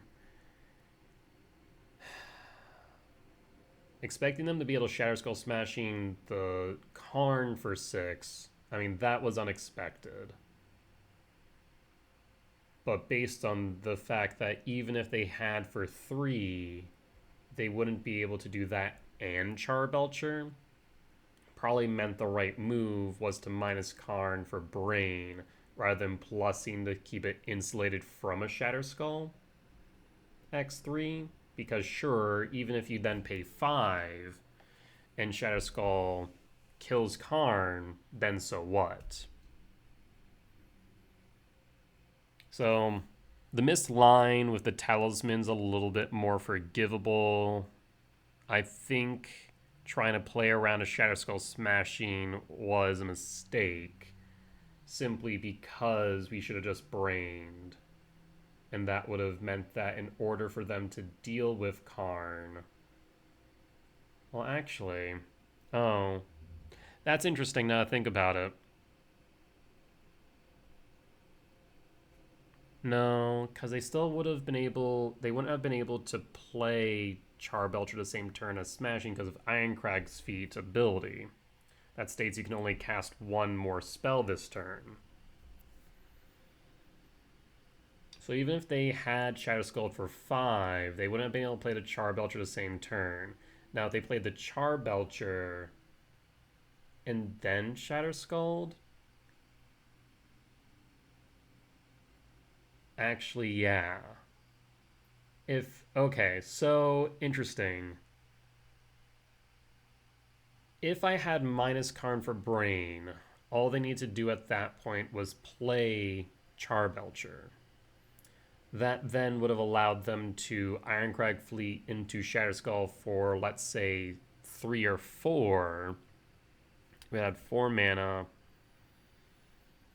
They had to Ritual up to 8. They wouldn't have had to Ritual just to play the Belcher. Meaning that they would have just played Belcher, passed, had 4 lands up, played Fleet, or played Ritual, played Fleet, which would give them 8. Shadow Skull for 3 would have killed Karn. If I had plussed, it wouldn't have. So yeah, I think if I would have plussed... A lot of ifs. I guess the question is, after Brain, what would I minus for? The answer is nothing. So we would just plussed instead. Cast Soin Mycospawn kicked. Get rid of a land. Because at that point, going after Belcher's Stonebrain doesn't make sense. So Karn would have been at 5, or at 4. And so Shadow Skull Smashing wouldn't have been able to kill Karn and activate Belcher. Meaning that we could have then followed it up with World Breaker, exiling Belcher. Yeah.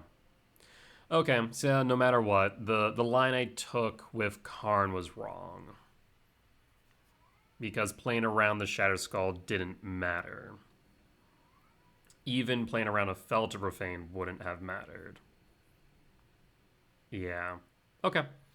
Well, I don't exactly have too much experience against Red Belcher, but we definitely saw the play patterns pretty obviously, because they can just kind of explosively turn 3 win with Ironcrag feat.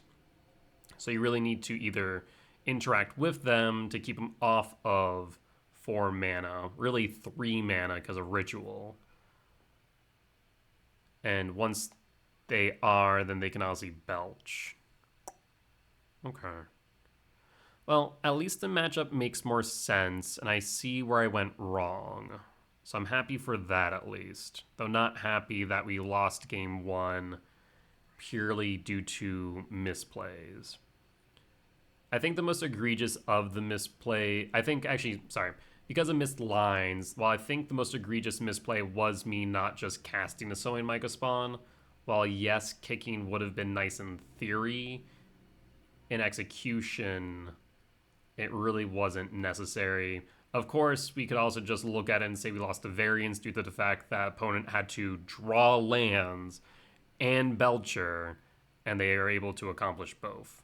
So, give and take there, I suppose.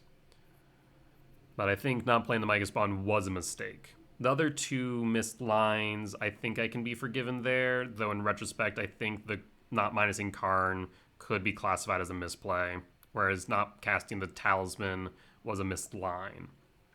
And it's good to make those distinctions of like, okay, I could have done something different, and it would have made a difference, but I'm not sure that would count as a mistake. All right. Well, unfortunate is what it is. Regardless, the result's the same. We took a loss for game 3, and for that match, so we're X2 going into 8. It's likely that we are now out of contention for top 8, which does suck, but we're still in a good spot as far as prizing is concerned, so we'll play it out. With that said, we'll be back for round 8.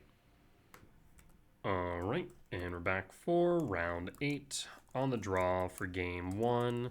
And yeah, looking like we're definitely not making top 8, but we can still get some decent prizing. So, new goal, top 16. I think we will keep this. I'm trying to think of how I want to proceed, though.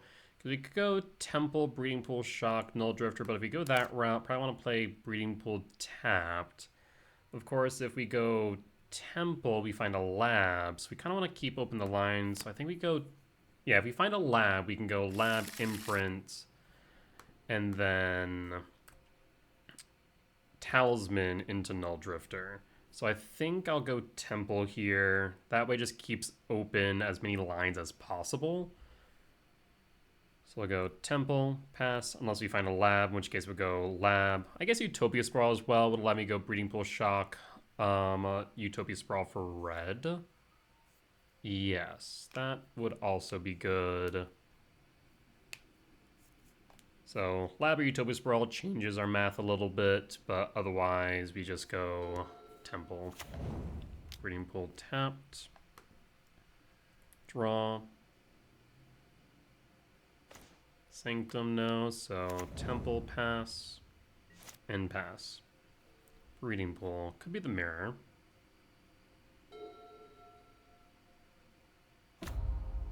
Gems, what? What's up with these decks that I've never seen before in my freaking life? Shock. So we could ramp up the 4. Next turn we'd have 5, but I think I want to evoke here. Draw 2. I guess actually a good question.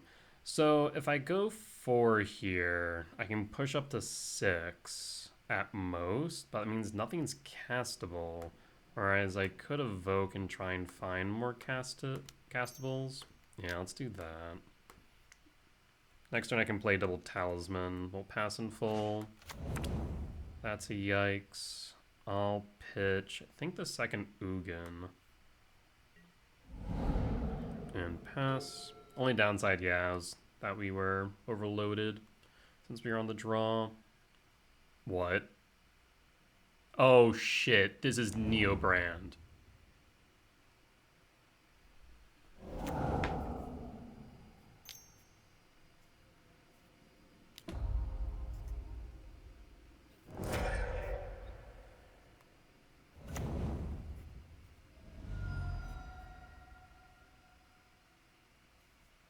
Well,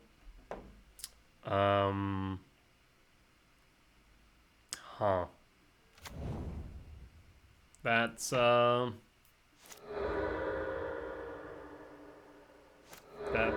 that sure is a deck we're playing against. There's nothing we can do about this. Sideboard plan. What's my sideboard plan? Torpor Orb actually might be relevant. I guess, like, okay, let's see. Stonebrain, Chalice, not Torpor Orb, Trinisphere might be enough. Yes. Okay, we have a way to at least slow them down potentially. Yes. Yes. Okay. So I have thoughts on sideboard plan.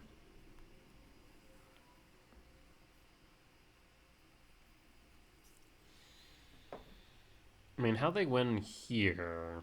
One card left. Imagine if I had a K command. Okay, you're up to 20, but now what?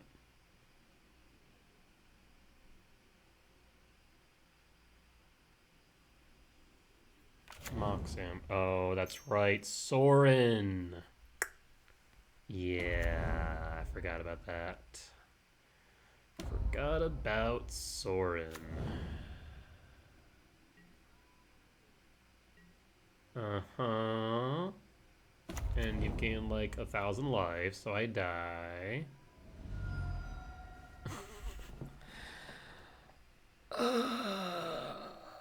Man, that's rough.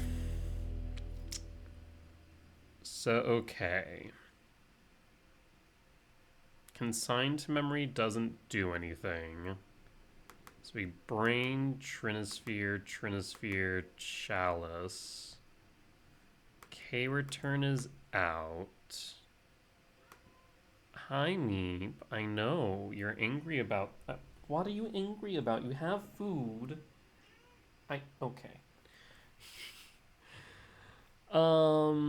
We could dismember, but by the time they get Sorin, they're going to have Pact. So Pact isn't an option. Or not Pact, but dismember really isn't an option. Basically, interacting with Sorin doesn't do anything for us. Soulish Jailer doesn't cut it.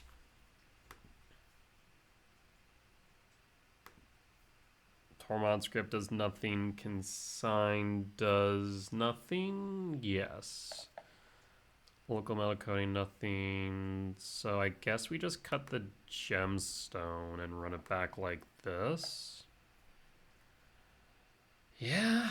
So we either need a turn. I mean, I guess they really go off on turn 3.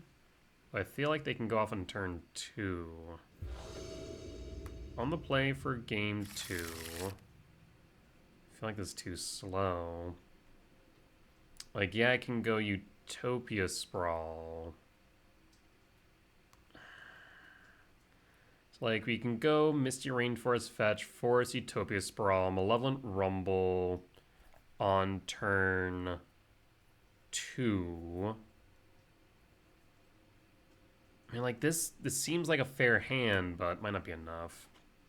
That's the thing. We're not playing against a fair deck, right? Oh. Awesome. I feel like I'm dying on turn 2. I could die on turn 1. Oh, I'm just dead, aren't I? For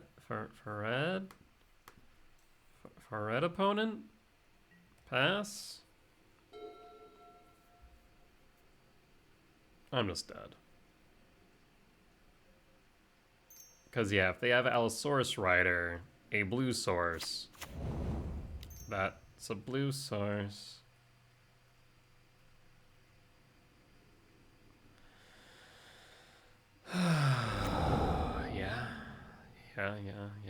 Yeah. Mm-hmm. Uh-huh.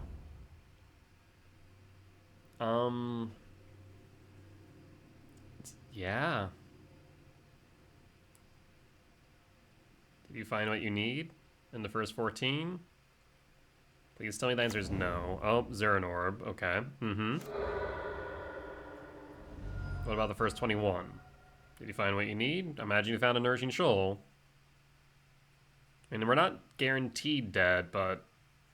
I mean, I'm pretty sure we're dead. Unless they did not find a single Nourishing Shoal packed. Oh, for Nourishing Shoal. Yeah. Mm-hmm.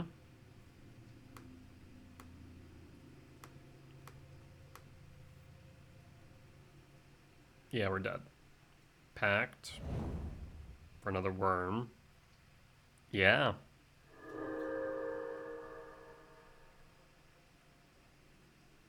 Please let your one of freaking. I doubt they play one of Sorin, but please let your last Sorin. It doesn't even matter if it's the last card because they can draw 14 exactly. Man, that sucks. I mean, sometimes that's magic, right?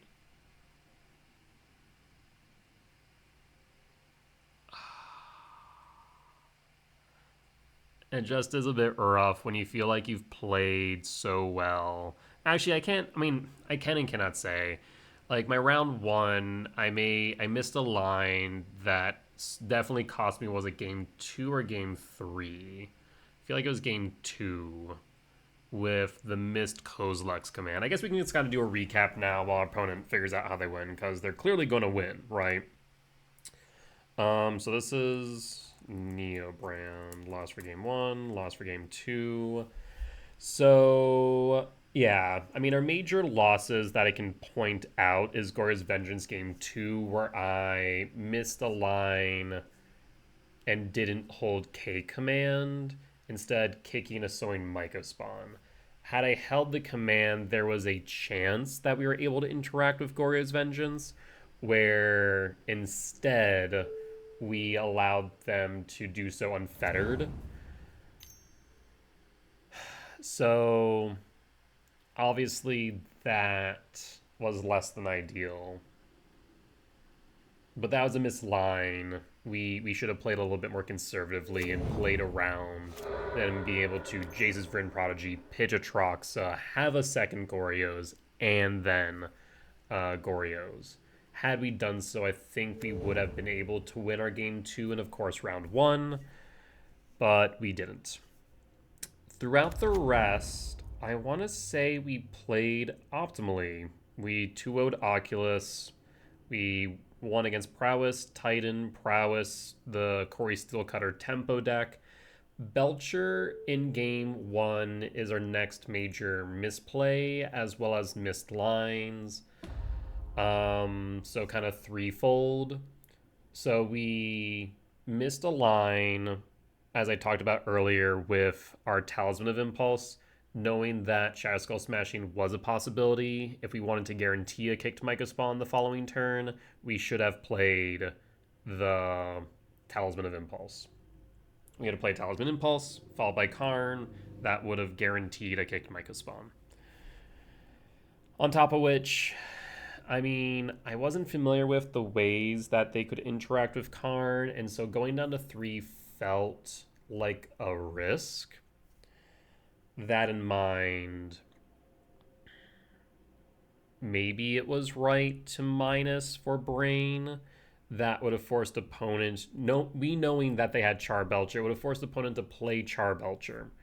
That would have allowed us to then kick a Mycospawn and exile a land. We would have fetched for, let's say, Ghost Quarter. Since we're still underneath Blood Moon, it wouldn't have been able to be activated, but would have been there nonetheless. They've been down a land, which means that they would have had to Ritual Ironcrag Feet and had access to 8 mana, right? They had 3. Yeah, they had 3. So in order to play, no, I guess they had 4. Did they have 3 or 4? I guess that does change the math. I'm not able to remember off the top of my head now. I think they had 4. If they had 4, they would be able to Ritual up to 5 Ironcrag Feet from 5 to 1 up to 8. Oh, if that was the case, then they would still win, wouldn't they? If they had 4, then they would have been able to go that route. But no, I think they had 3. Yeah, they had 3 because they went Ritual Ironcrag for 6. Because they had 8. So they only had 3. But if they had another land, I guess if they would have went Charbelcher, they would have had to go Ritual Charbelcher, then Ironcrag, wouldn't have been enough. In fact, they wouldn't have been able to play Iron Crag unless they drew into a land, which they did, to be fair. But then they would still be short for killing Karn, because they would have 7. I guess they would have 5. They could kill Karn for 4, leaving 1. So yeah, no, still, in that case, yes. I think it was right, in retrospect, to minus Karn for Brain, because it would have forced them to play the Charbelcher.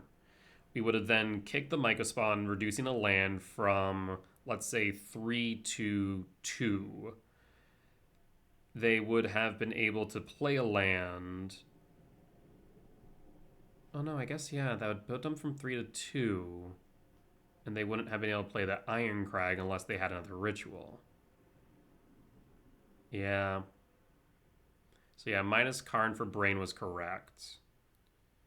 Because that forced them to play the Belcher to ensure they don't brain it from existence.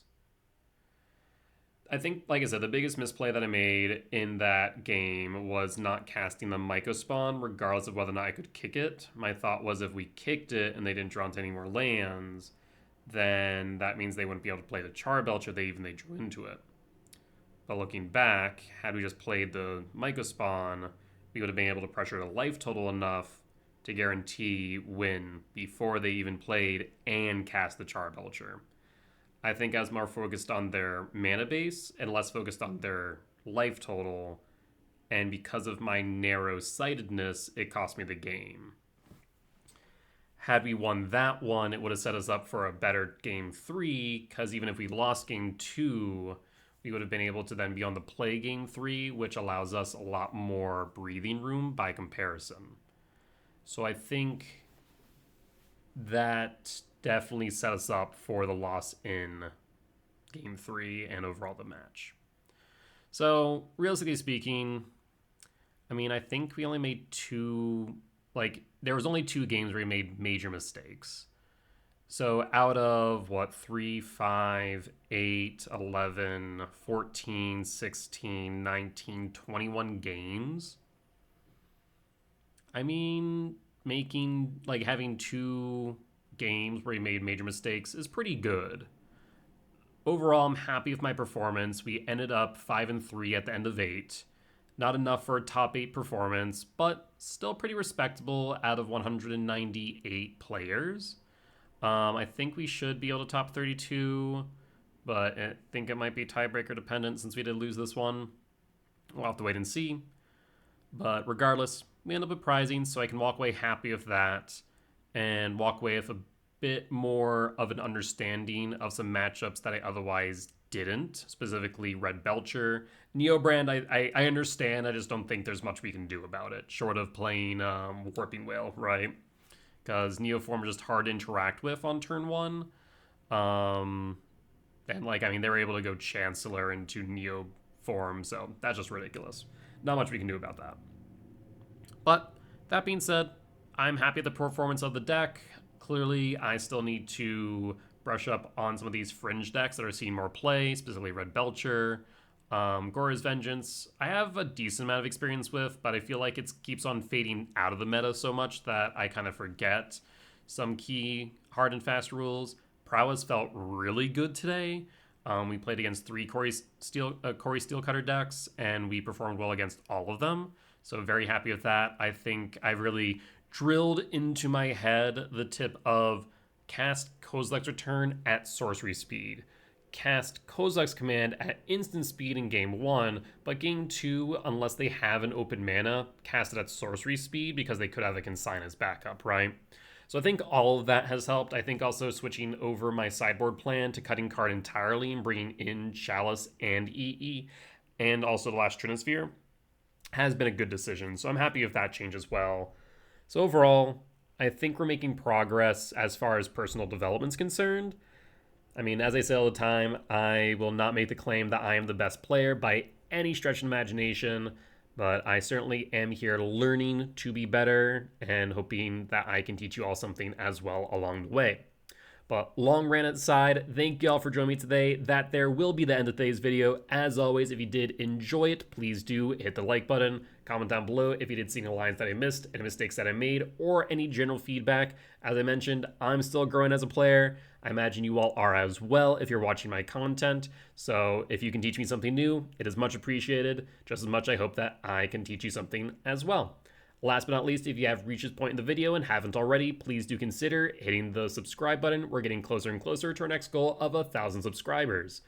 At that point, we'll be able to get me monetizing these videos, as right now we are not making any money off of them. Though, if you do want to support me monetarily, you can do so over on my Patreon, where you can get early access to these videos, as well as updates to my sideboard guide, my deck guide, and more.